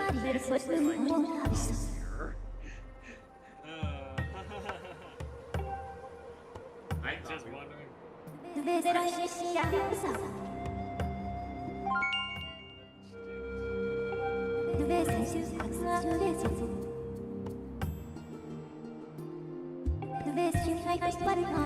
I wonder why I have to be this elderly and in the ceiling right now. Maybe perhaps it's to pertain. Maybe perhaps it pertains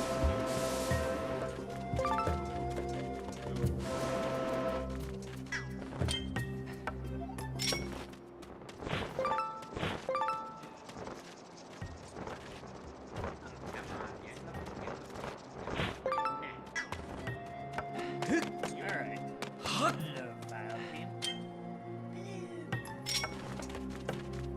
Karen, you're a master of an archetype that only has 3 Pokemon at the time of running it. Yep. Yet I wonder why, of all things, do you have a file blue, even though its sprite kind of looks a bit darkish. That's probably the only reason why she has a Final Party. Yeah. Hey, it's that Goron fella. How you doing, buddy? Oh! Haha.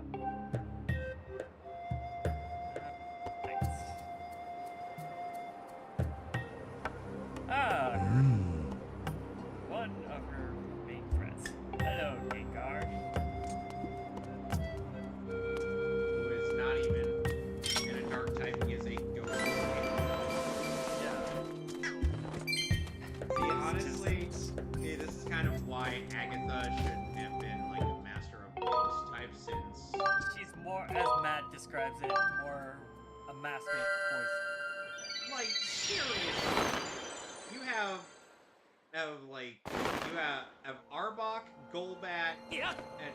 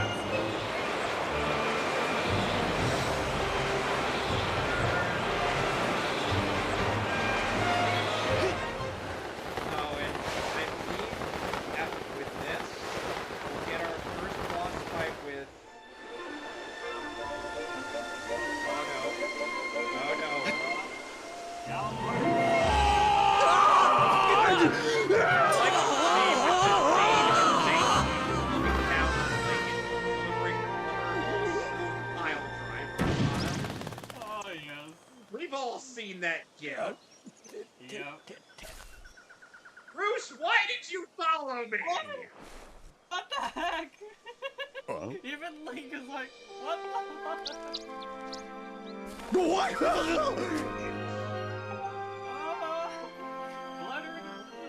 kicking in the air ain't gonna save you unless your mask burned red.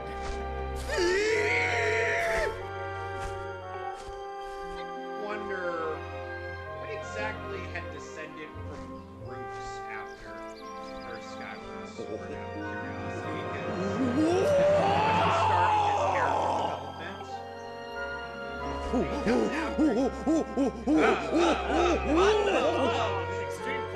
Extreme close up. Whoa! That's a moron, my god.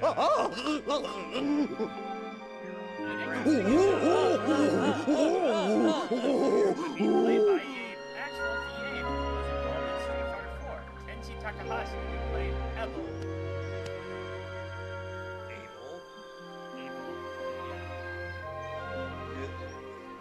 Link actually has to explain things to him. Link is like, calm down. Hear me out. I wonder how Kira Himikawa would adapt the story of Skyward Sword, since she's adapted all the other most of the other Zelda stuff aside from Wind Waker, for whatever reason. I don't like. She adapted Phantom Hourglass, but not Wind Waker.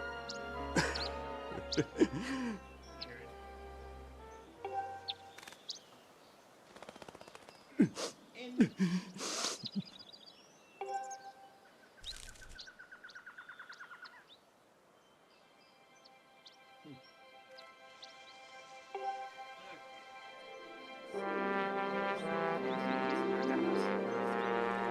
voice states a name.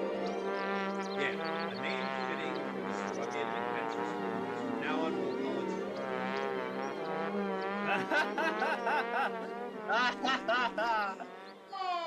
Oh my god. Never change, Bruce. Yep.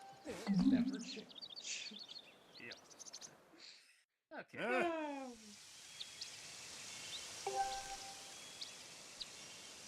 Bruceland. You know, seriously, it's still kind of sad how Zelda has only bare minimum grunts and whatnot for its voice acting, and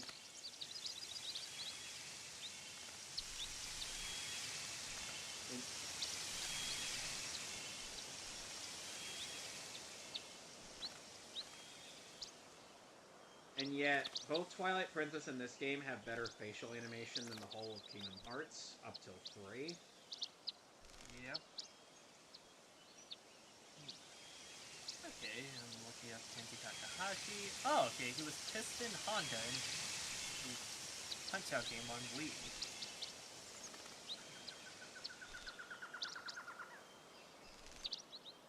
What else?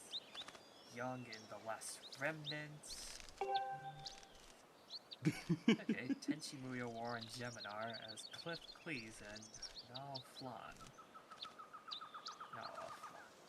Okay. Good enough. Okay. Oh, and Zero, in case you're interested, here is...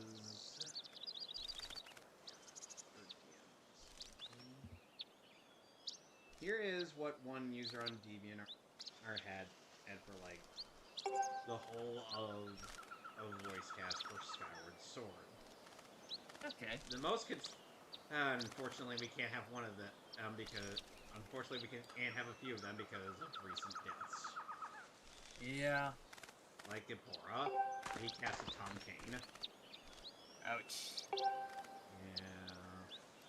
Yeah, much like how if I wanted King of Fighters to get an English dub, Billy Kometsu was my choice for Kyo Kusanagi, but it ain't happening. They also elected Susan Dylan to voice young Eva with with the ancient elderly A1 be voiced by Melanie Briff, who is Gran from Avatar. Ah.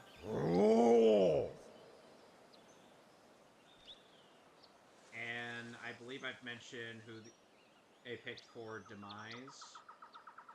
Ooh, Demise. They picked Paul St. Peter. Oh! Sweet. Using his voice as Kurama.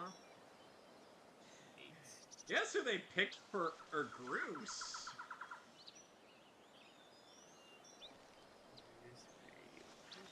I got Kylie there. Yep. Which is fitting. Which I actually can see that, considering the fact that that I could totally imagine in Groose who's having Ganju's mannerisms. Oh man. And yeah, as per, and yeah, one thing that they've consistently done is cast Johnny Umbush as most variants of Adult Link. Get back here, you stupid! Freaking Christ, Aren't you good? I like that in a trainer. I won 9,000 for winning. Sense of the mom. Mom! Have any of us seen Marvel's playthrough of Twilight Princess? I know I haven't really watched it, but I'm planning on getting through Twilight Princess, his playthrough of Twilight Princess someday, because I'm curious to see how he felt throughout that game. And since he was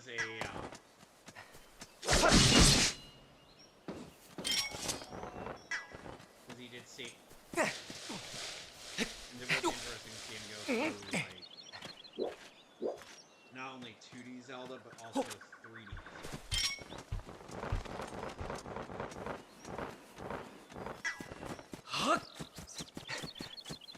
Strong Pokemon, weak Pokemon, that is only the selfish perception of people. Truly skilled trainers should try to win with their favorites. I like your style. You understand what's important.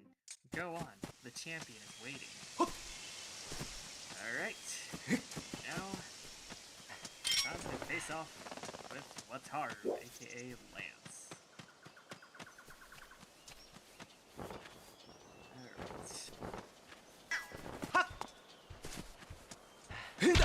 My god, the nice dragon hair statues. Nice. Woodland Rhino Beetle. And now to save just in case. And that completes the collection of insects.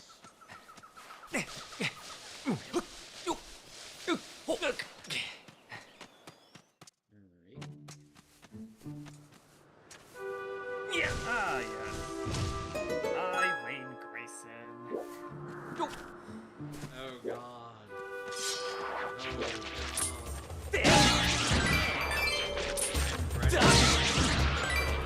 Fighting, guys. You know why. If you've gotten to this point in Skyward Sword, you know why.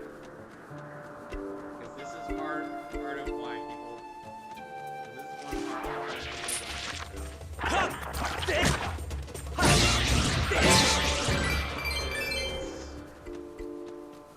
Speaking of demise, how do we feel about the imprisoned?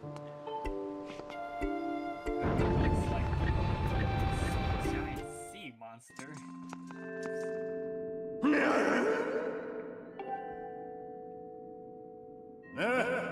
in the heck? For my initial reaction.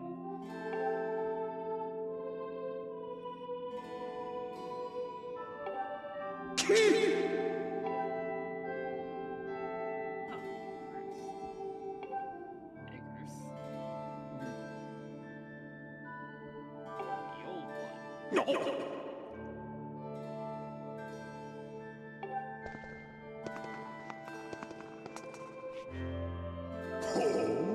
with that attitude, I doubt you'll get any answers, Bruce.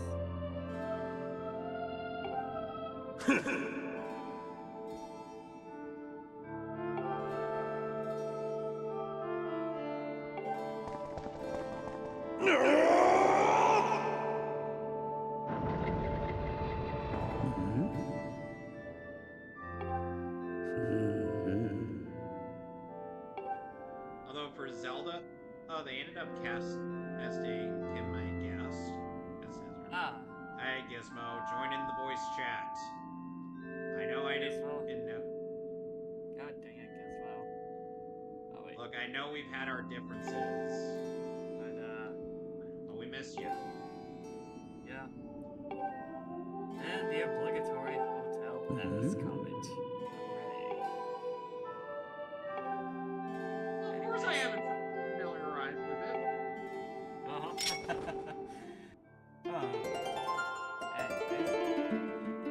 Hey there, Lance. I've been waiting for you. Zero. I knew with your skills. But eventually reached me here. There's no need for words now. Battle to determine who is the stronger of the two of us. As the most powerful trainer, and as the Pokemon League champion, I, Lance, the Dragon Master, accept your challenge. And then suddenly, you hear one of the best champions. Marco Silver's rendition is my favorite. Alright, Gyarados. I shall be the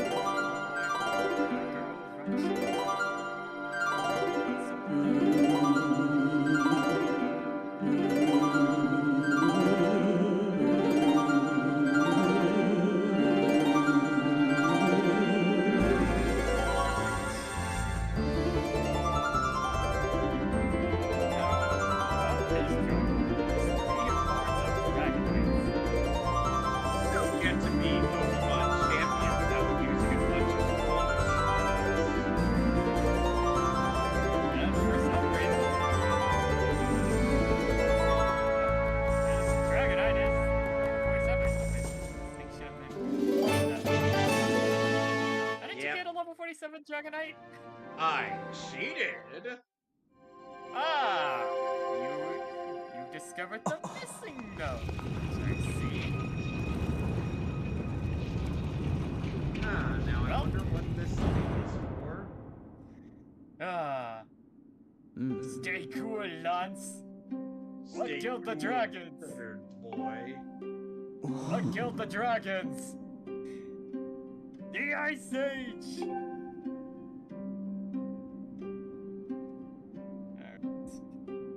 Ah!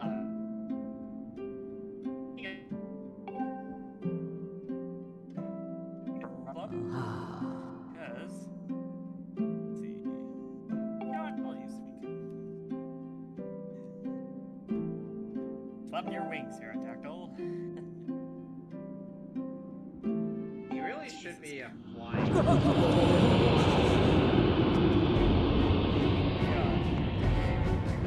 Right, got it. Ah, no.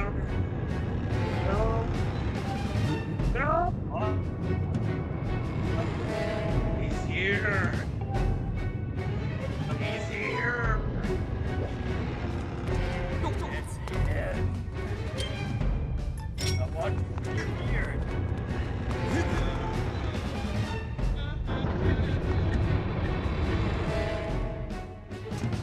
Oh, thinking about the boss fight itself. The boss fight isn't average at best. The problem is, how often we fight this thing?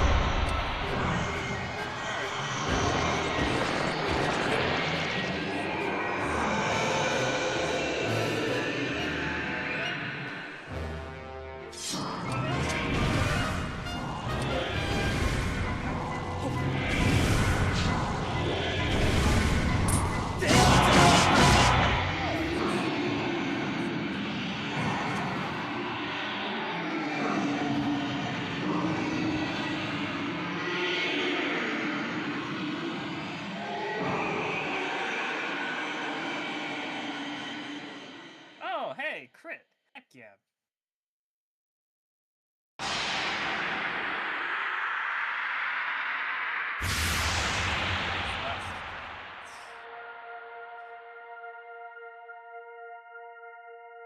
I'll send out my own Dragonite.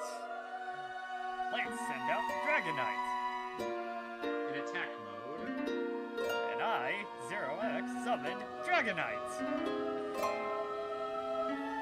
And attack. And Ice Punch.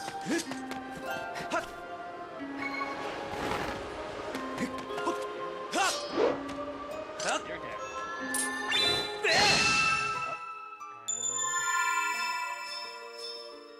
And his Charizard. Lance is about to send out his Charizard. So, Here we go. alright. I send out my Nidoking.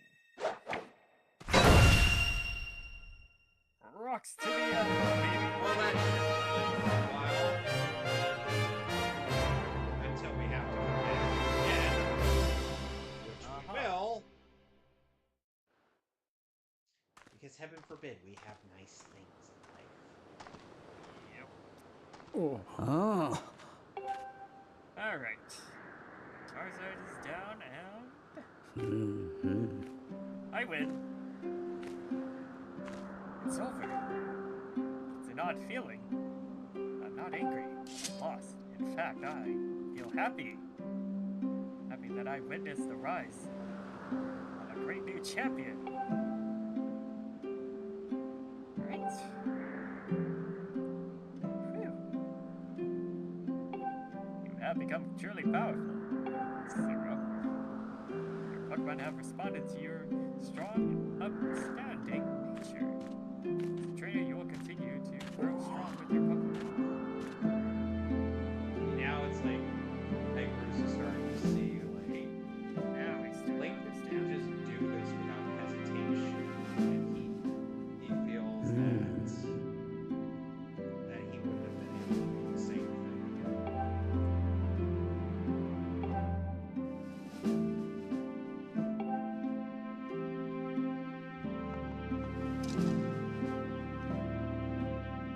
But for now, your sword lacks the power necessary to leave the gate. Oh joy! You know what that means. Boy! We gotta go do more dungeons! Yeah.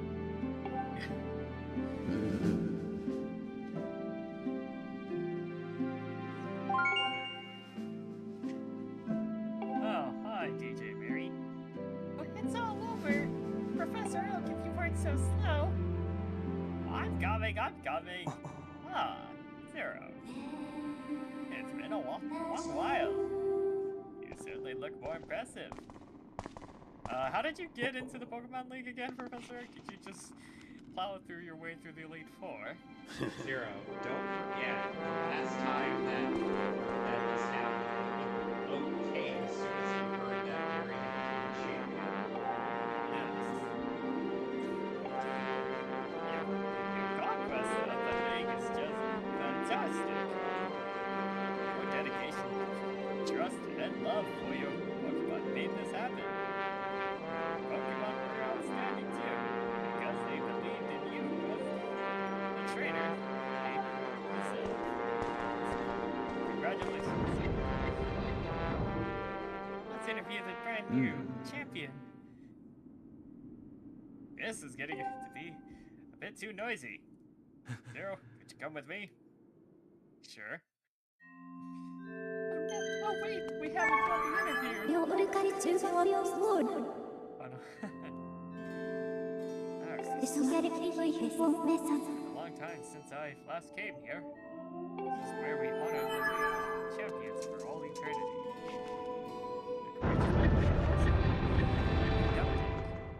Here today we witness the rise of a new league champion. A trainer who feels compassion for and trust toward all Pokemon. Who succeed through perseverance and determination. A new league champion who has all the makings of greatness. allow me to register you and your partners as champions. Woo!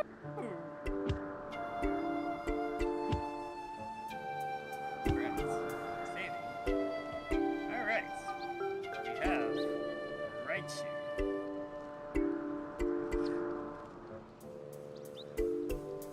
Espeon.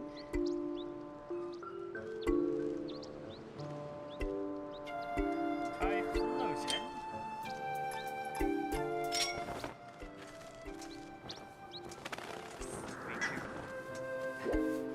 Raichu takes Suicune with you.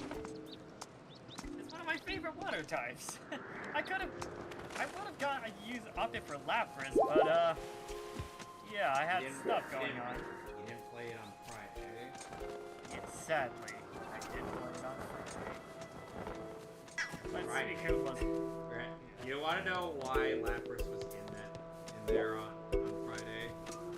Why is that? It says it was like Friday. Gotta get down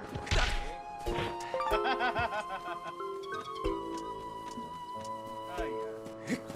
Probably when I dabble into Heart Gold at some point.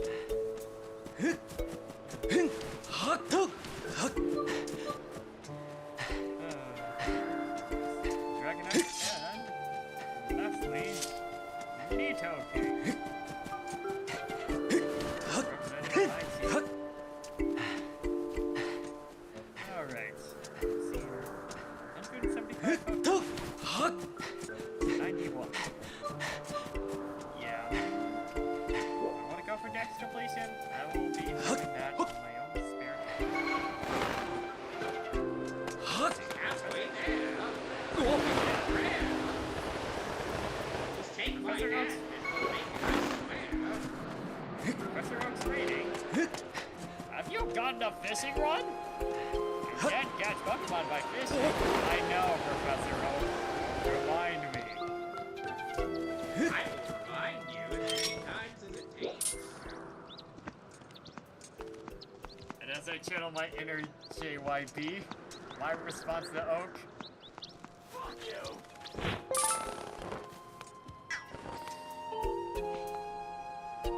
You just throw an F-bomb at me? Yes.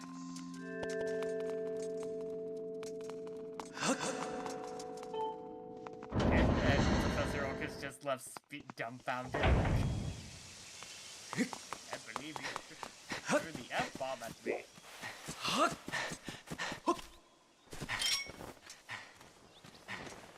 Alright.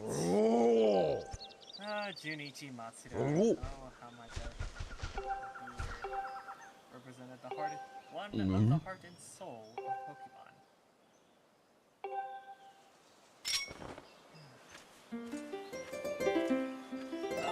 Can't wait to tackle the cat's crystal.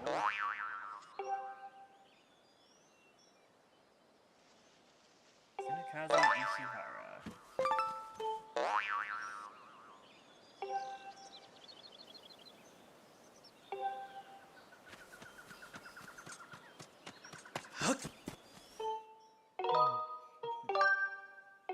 I think one of the funniest parts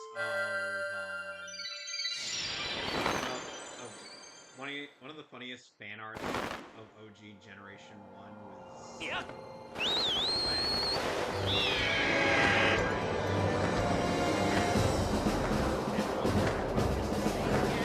oh yes, I remember his name. And you just see Big Red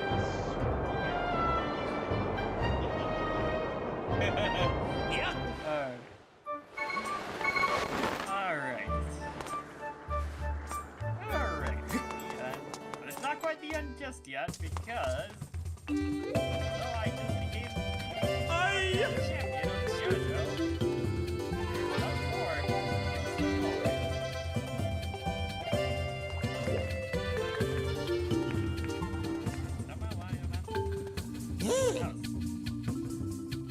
God dang it, Professor L. Oh, hello? Zero, I have something here for you. Just swing by my lab. See you later.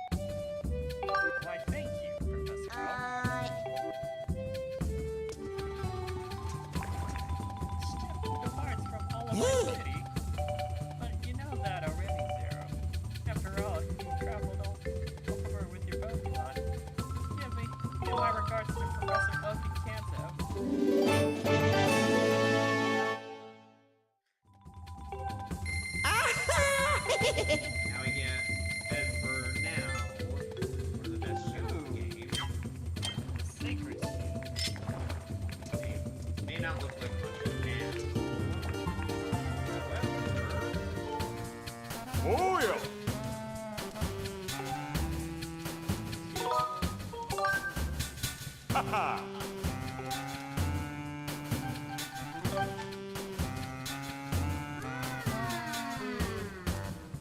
we're gonna be in an area where Nostros are going to be Oh!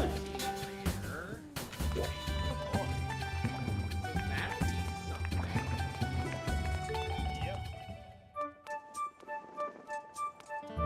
First, let's go and talk to some.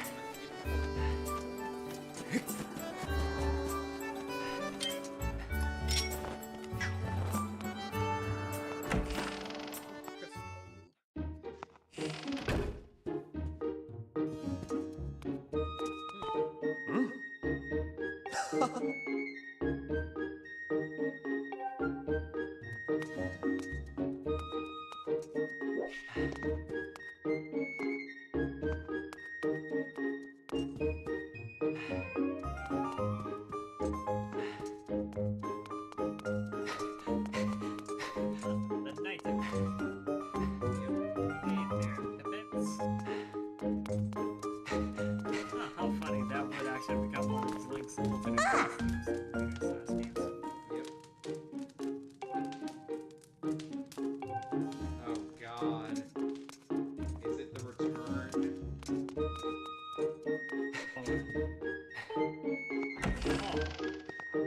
It might be the return. And hand in the can. Boy. I know that's not his actual name, you guys can look it up. It's a literal hand inside of a toilet. Totally not Skippity. Michael Bay is making that fucking movie, I swear.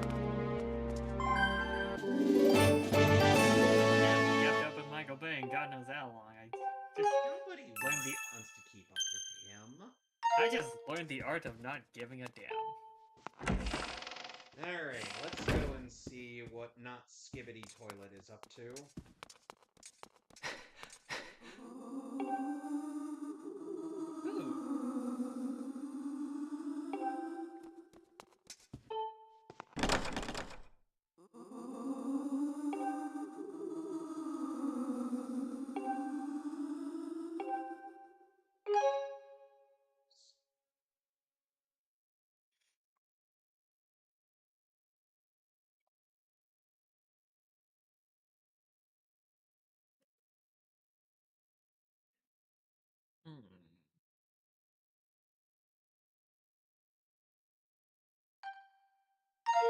Oh, I gotta wait. I gotta. Sorry, hand in the can. It's gonna have to wait. Cause.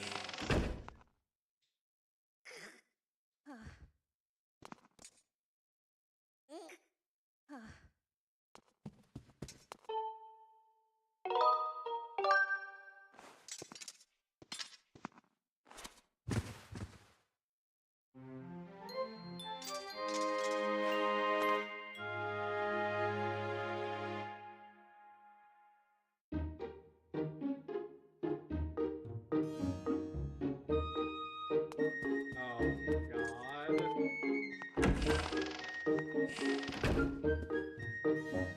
Well. Hey, buddy.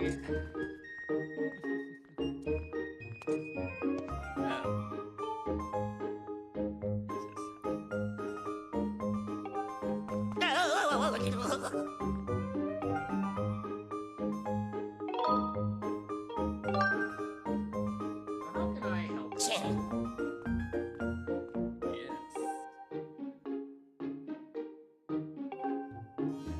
So.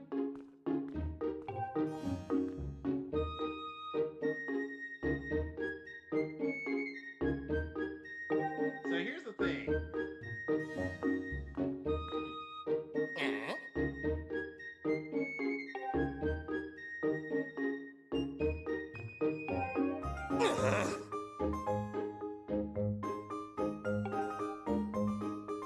They could spark a love triangle.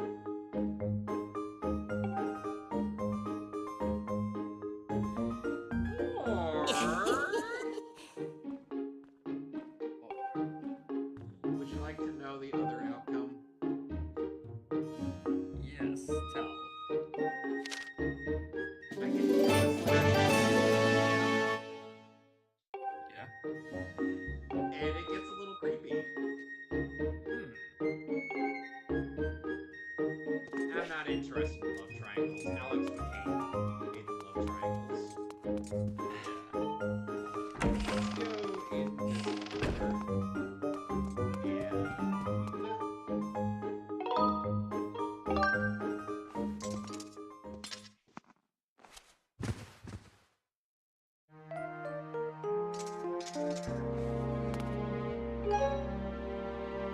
you know what?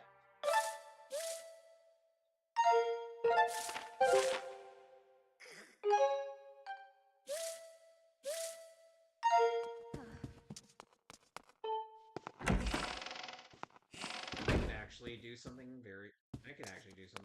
kind of creative here. So I'm going to. Of course, I can't leave out that way.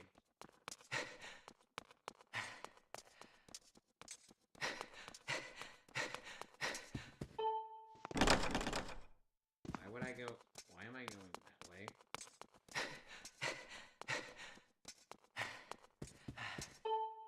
Now, as I said, I'm going to leave.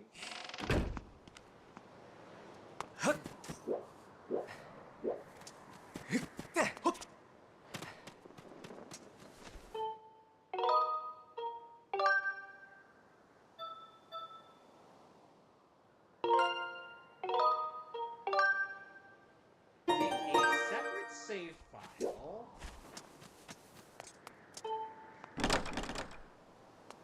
And then I'll show off. The intended path in a later stream.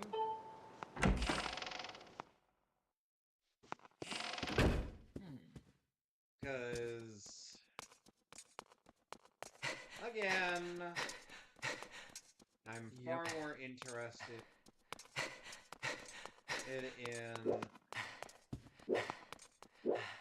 more interested in the creepy path. Yeah. Because they've managed to make the hand in the can creepier than it is in Majora's Mask. Oh my. Because the hand in the can just shows up in there.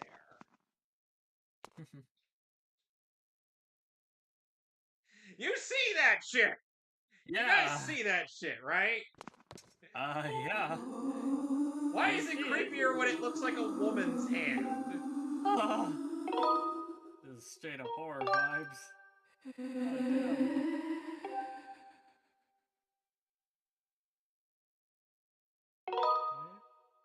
Yes, I'm sure.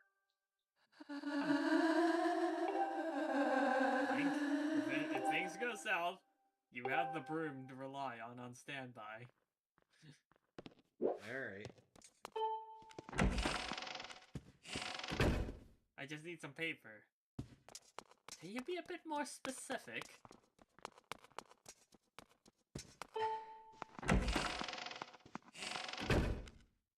Alright, let's wait here till morning.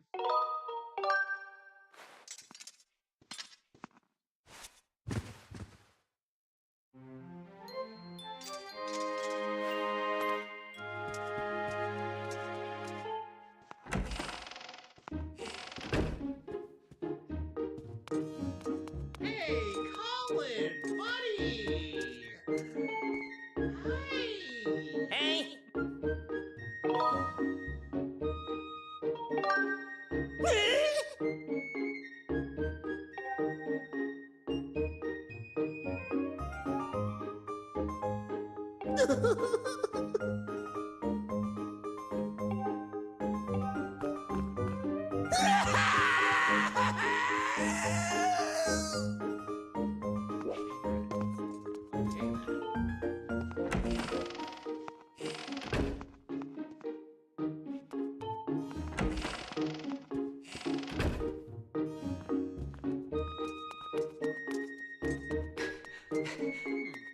So, yeah. Okay, confirm we're doing a bundle sale on Forgotten 8, consisting of Breath of Fire 4, the original Dino Crisis, Resident Evil, and more. Why don't you use the RE engine to remake that game, guys? Yeah, I wouldn't mind, you know, if you want fans, you know, maybe some Breath of Fire, I wouldn't mind if they, you know, since people have been dying for some Breath of Fire and Dino Crisis. Just, saying.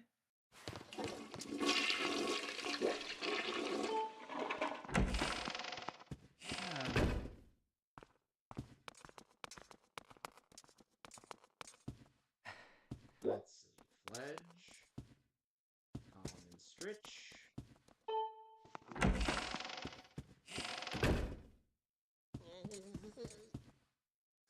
Oh dear. Yeah, that is creepy. Yeah. What the fuck, game? I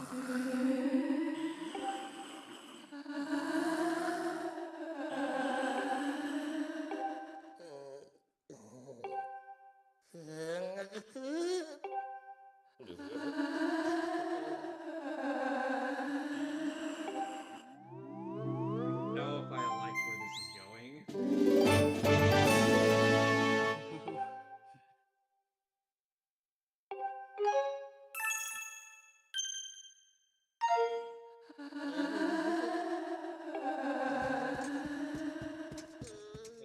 Okay then.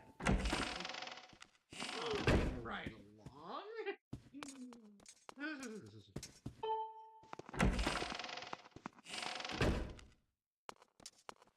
Who out of the many voices that Link has had has been your favorite?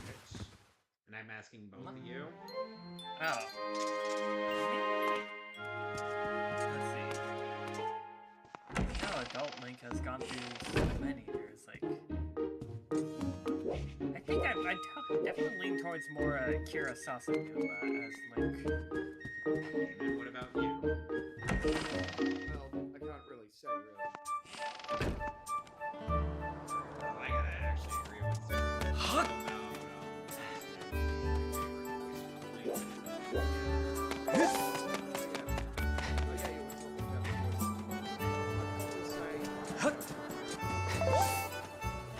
So, Nobuyuki Iyama. Master.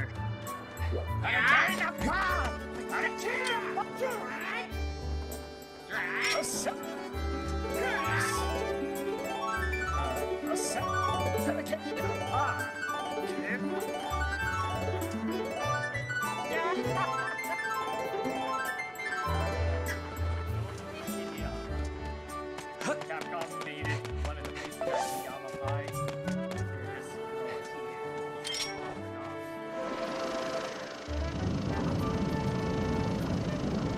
Darkstalker says, "Train maximum. Get my rage! Get my rage! Get my rage!"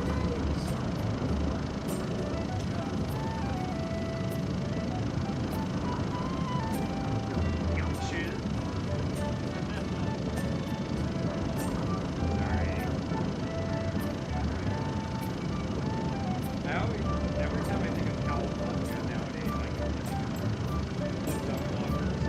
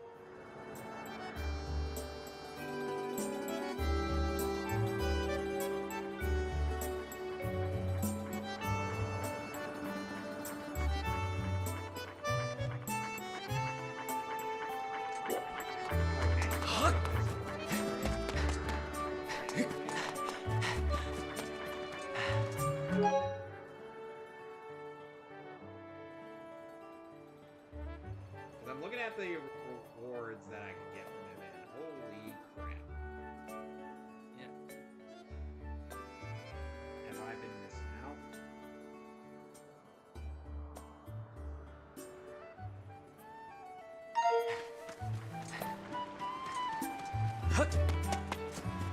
So, but yeah, the thing is that part of, so going back to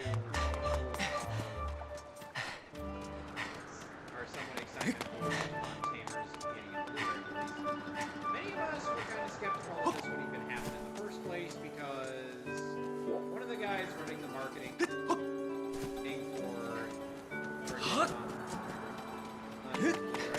and home release and whatnot, Mark FBR has a massive hatred for gamers, more specifically for Giachi Furukawa.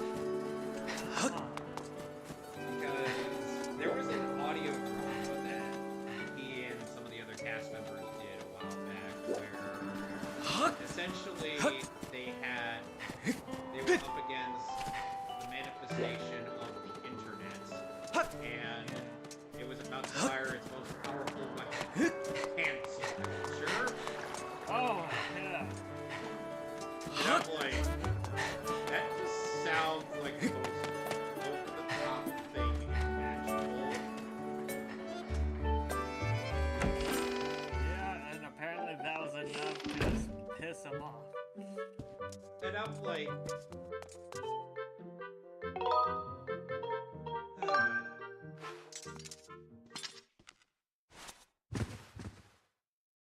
Apparently, Link can just go into my work's phone and just sleep under beds. Why? Like I fucking know. Well, yeah, I knew. But it's not. Apparently, Link has that unlimited presence. Oh,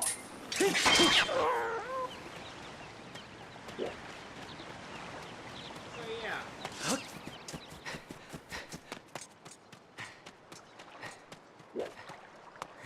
Now, the thing is that Tamer has often been held to a level of contention due to the fact that it is, well,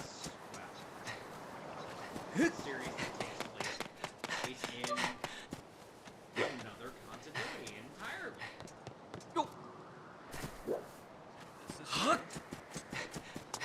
And said continuity has established that the 104 episodes of the 4 OVAs all and the 2 movies directed by Tomohisa Taguchi, whom, by the way, for those who don't know, is the director of the Bleach Thousand Year Blood anime. So that already sounds like a good thing.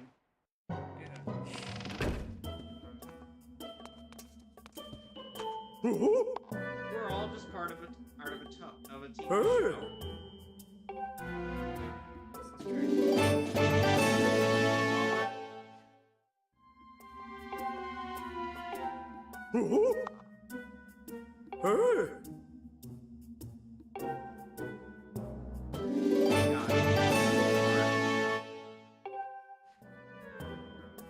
Now I need 30 to get the big bullet.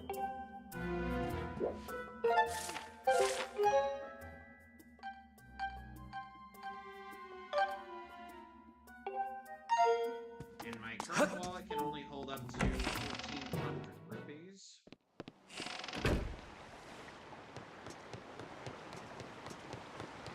So I'm just gonna need to do more side quests in order to get in a much bigger world.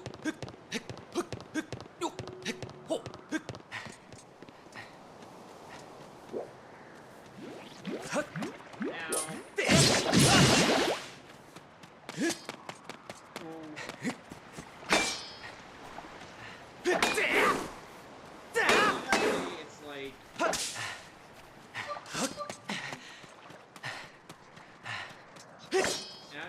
me, I'm just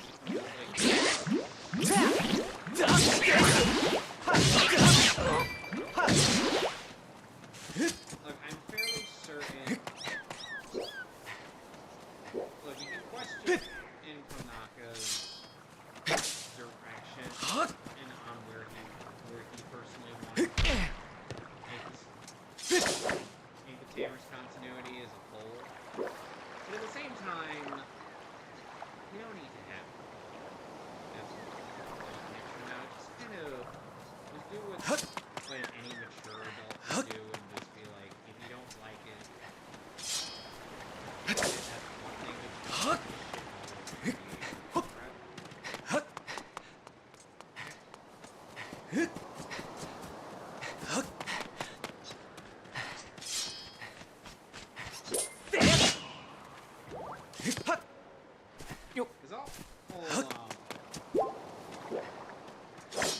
Because and honestly, if I wanted anything else than Digimon Tamers to come out,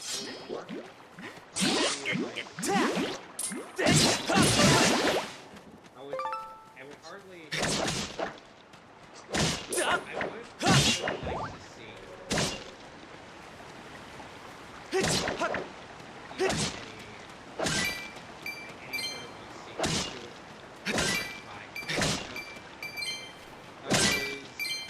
as many people would know, the Runaway Pokemon OVA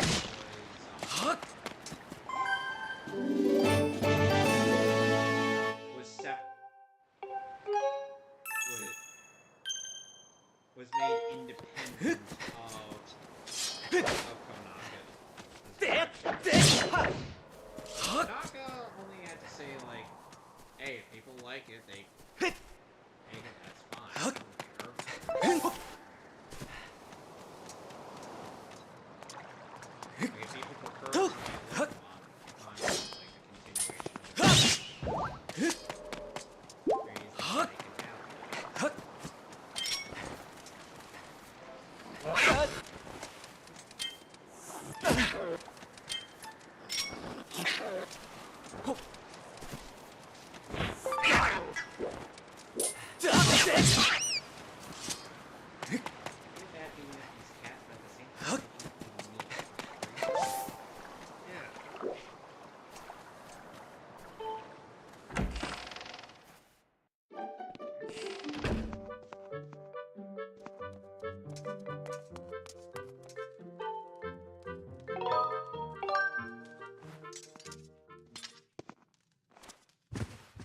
Just sleep in another rando's bed. Why? Because I apparently can.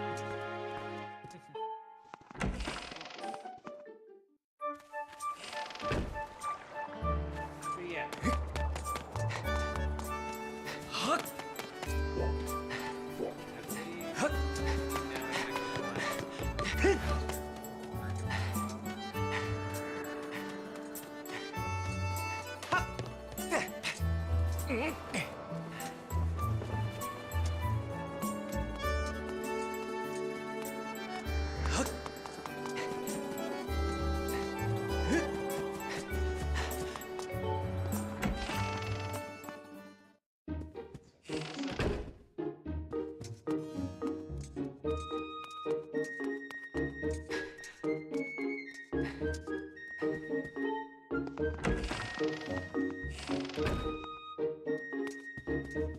Hello there, my good sir.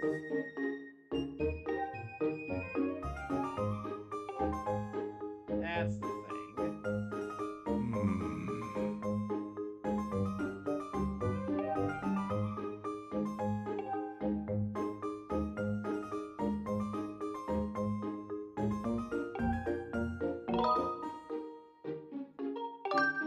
I just need the lyrics.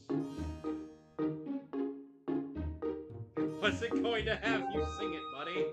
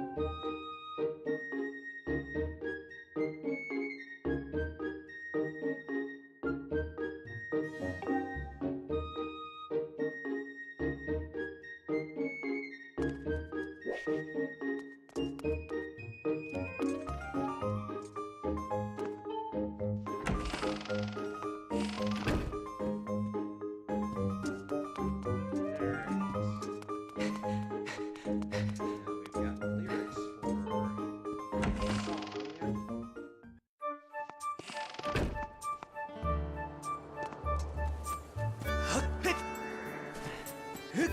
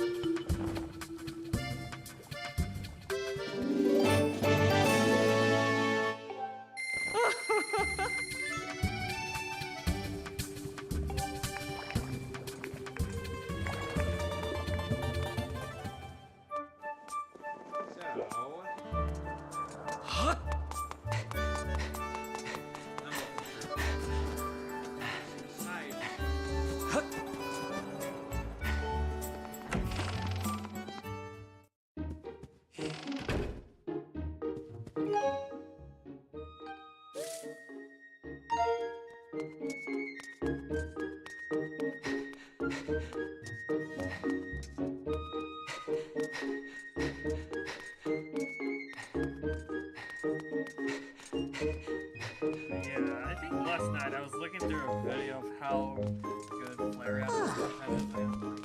I was like, yeah, I knew it was gonna be about, yeah, Flare wasn't exactly that good of the evolutions going into it beforehand.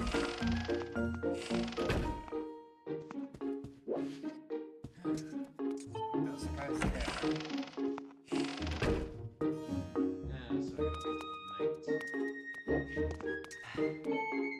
Later that night.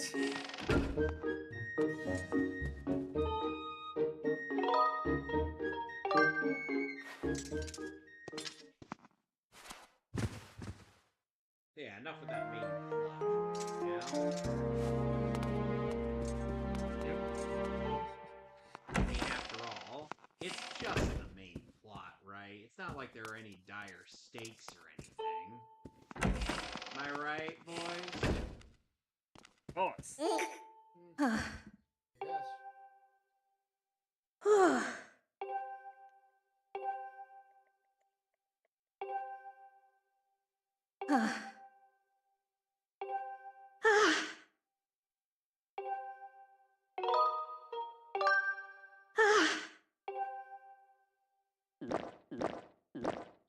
Glug glug.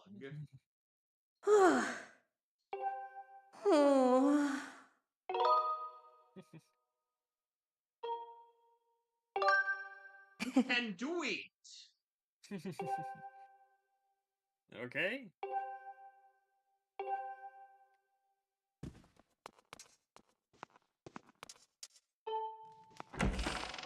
I'm gonna need to buy a little more.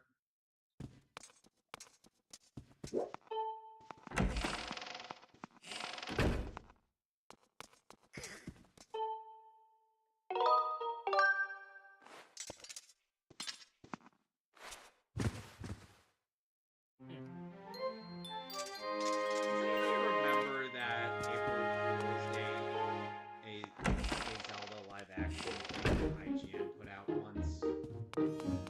I think so, but I don't think I have. I was like, this Heard of went too insanely hard for an April Fool's Day joke. Yeah. Like, if you've seen that, you'd just be like, oh my god, this looks so awesome. But then you realize, oh my god,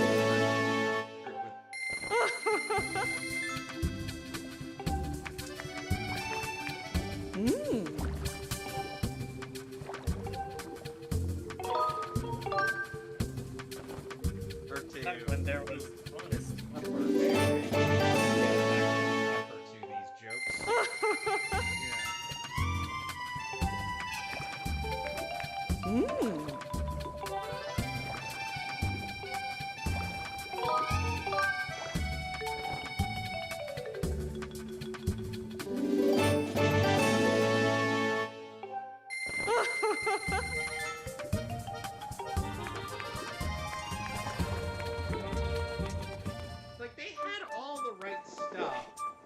But it just... it stunk. Yeah, it really did.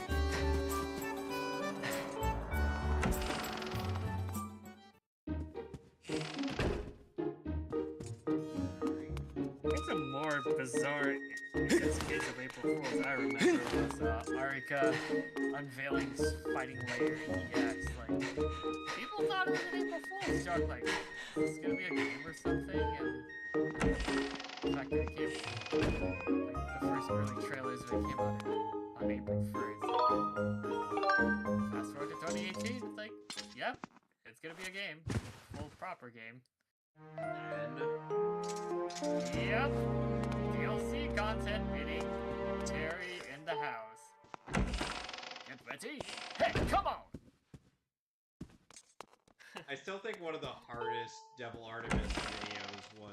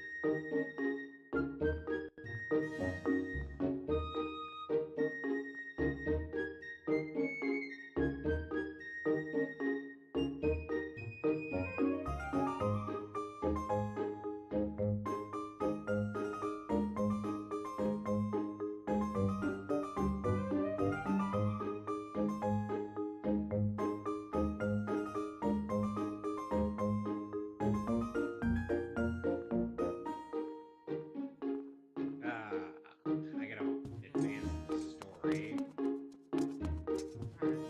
God damn it.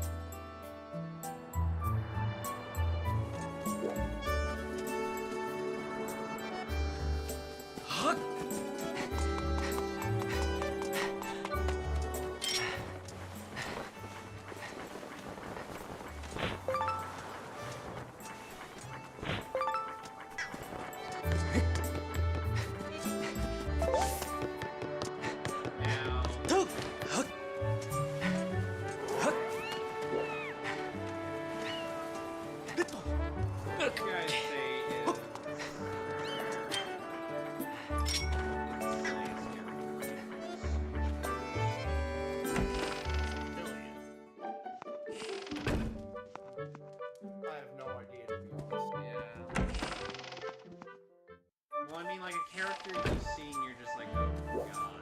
As goofy as Mickey. Ah! Like, Dan and Mickey is just designed.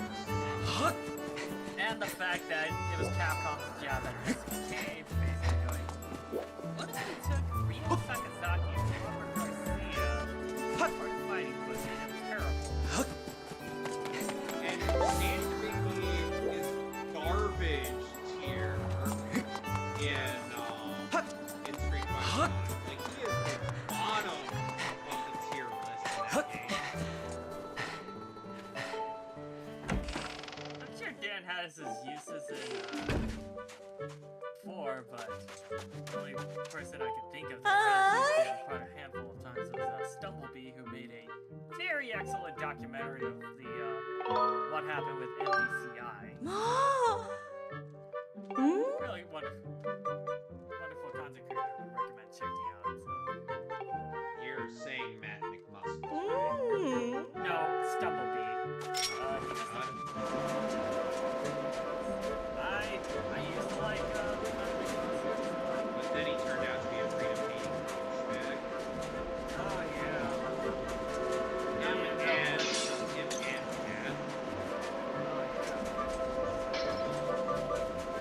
Like, why did he even break up with his two best friends? First place, but they're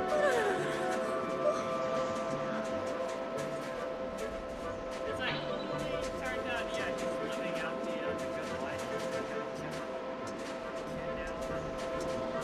Louis at least was able to move on.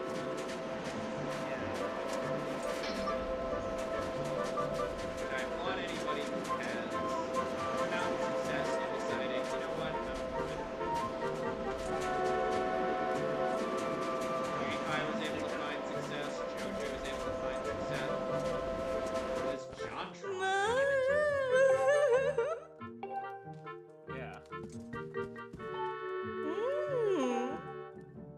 It's like that. I mean, Wooly saw that John Tron went there. It's like, you know what? Maybe I should do that. That did. Yeah.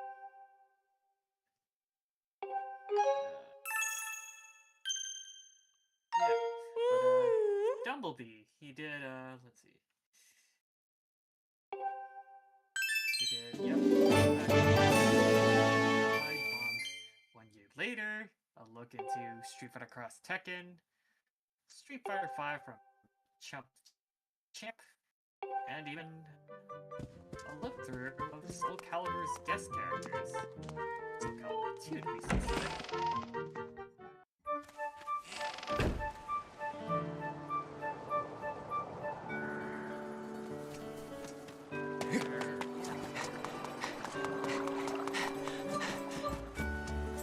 Now that we've gotten about as much as we can do.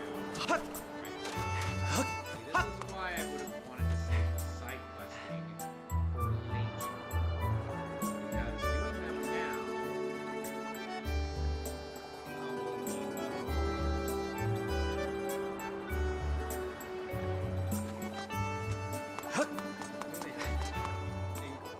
will mean that I have to come back and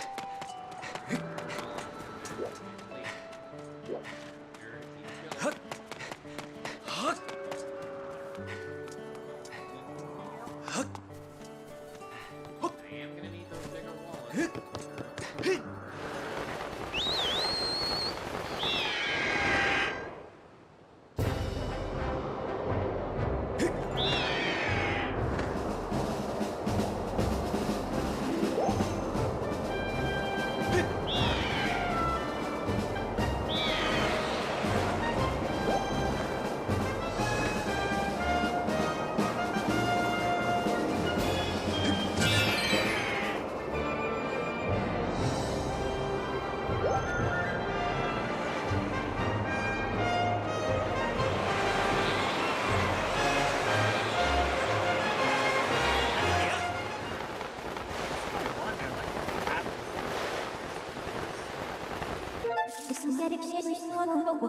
Been expanded upon.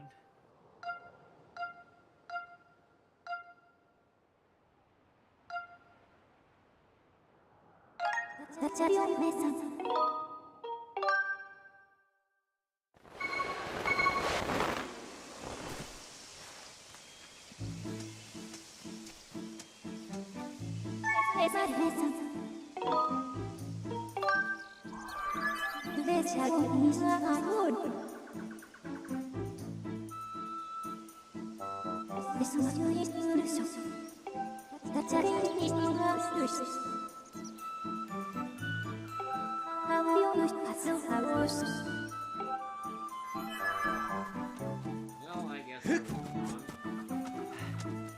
Where to go next?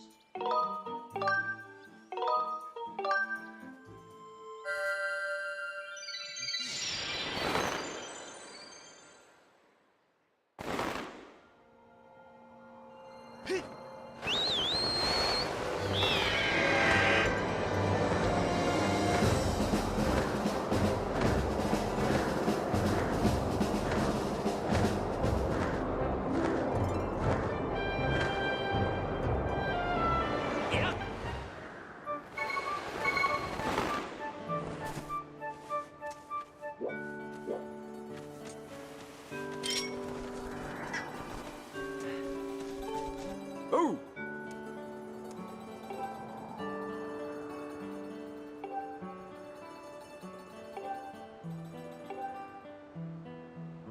Oh!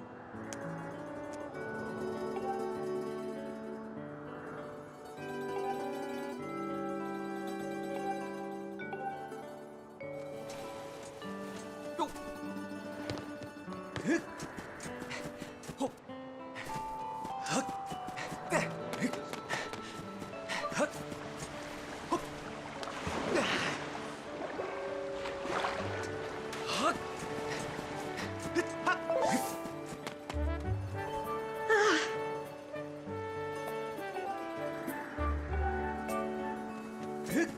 Yeah, Huh?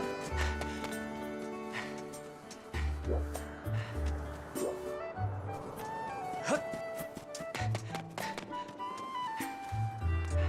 Huh?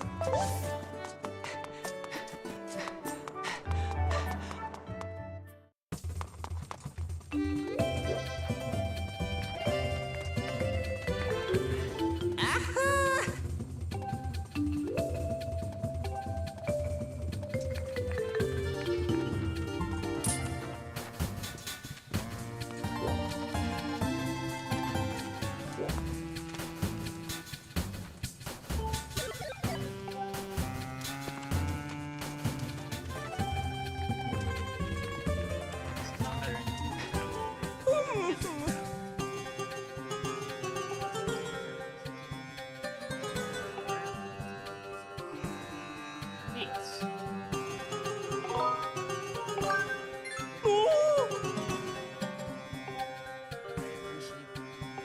The offer.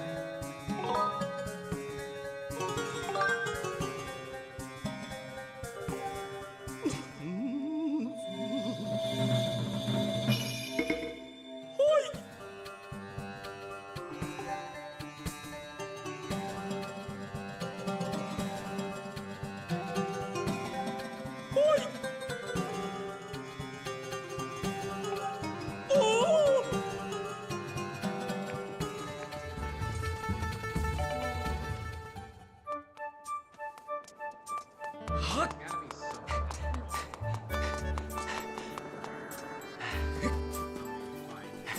Ho! Huh? Huh?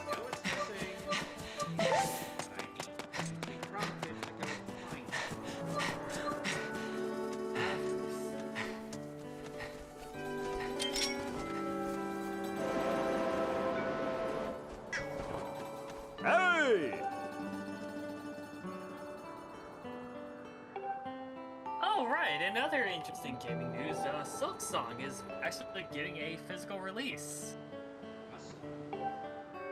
Yeah. I might well probably snatch a copy of that. Well, I better go over to the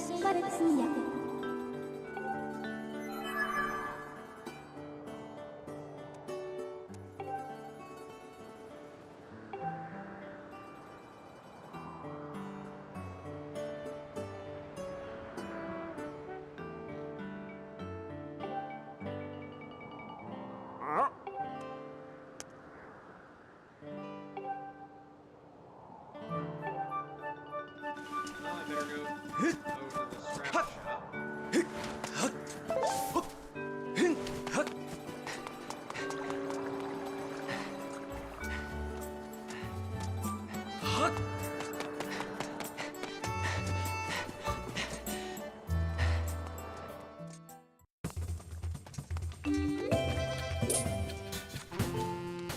Hey! Huh?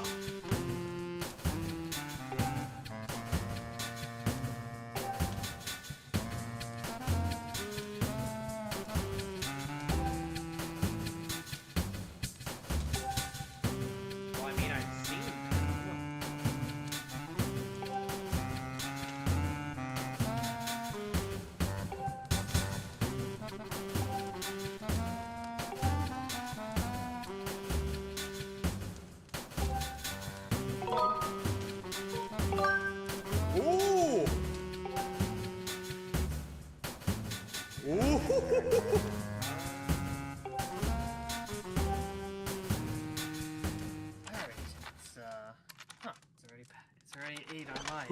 gonna call it.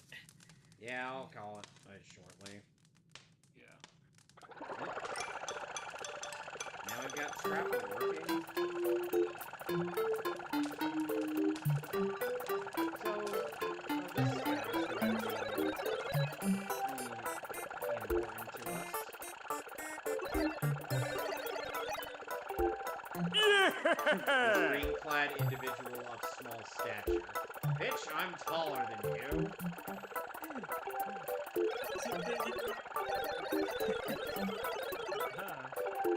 Oh!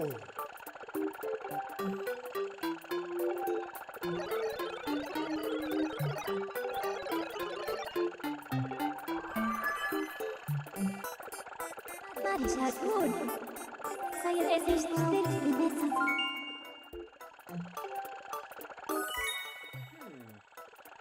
Harap Mari Skyward.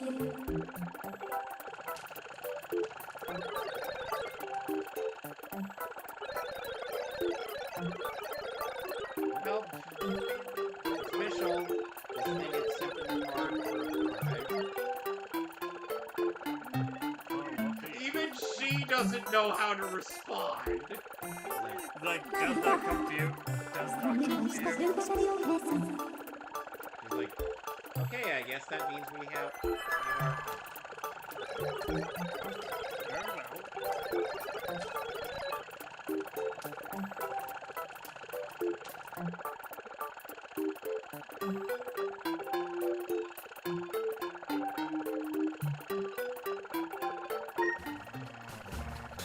Alright, I'm gonna go save.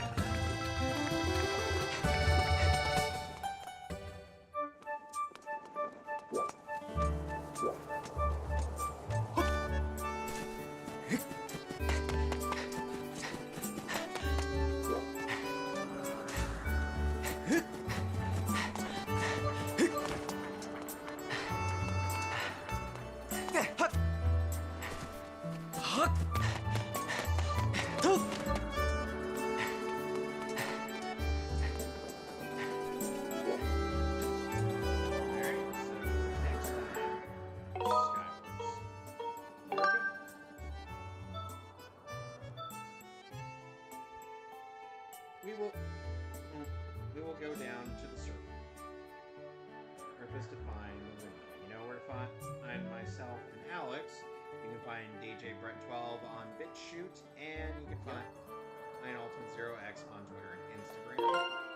At Ultimate_0x and Ultimate 0x on both platforms,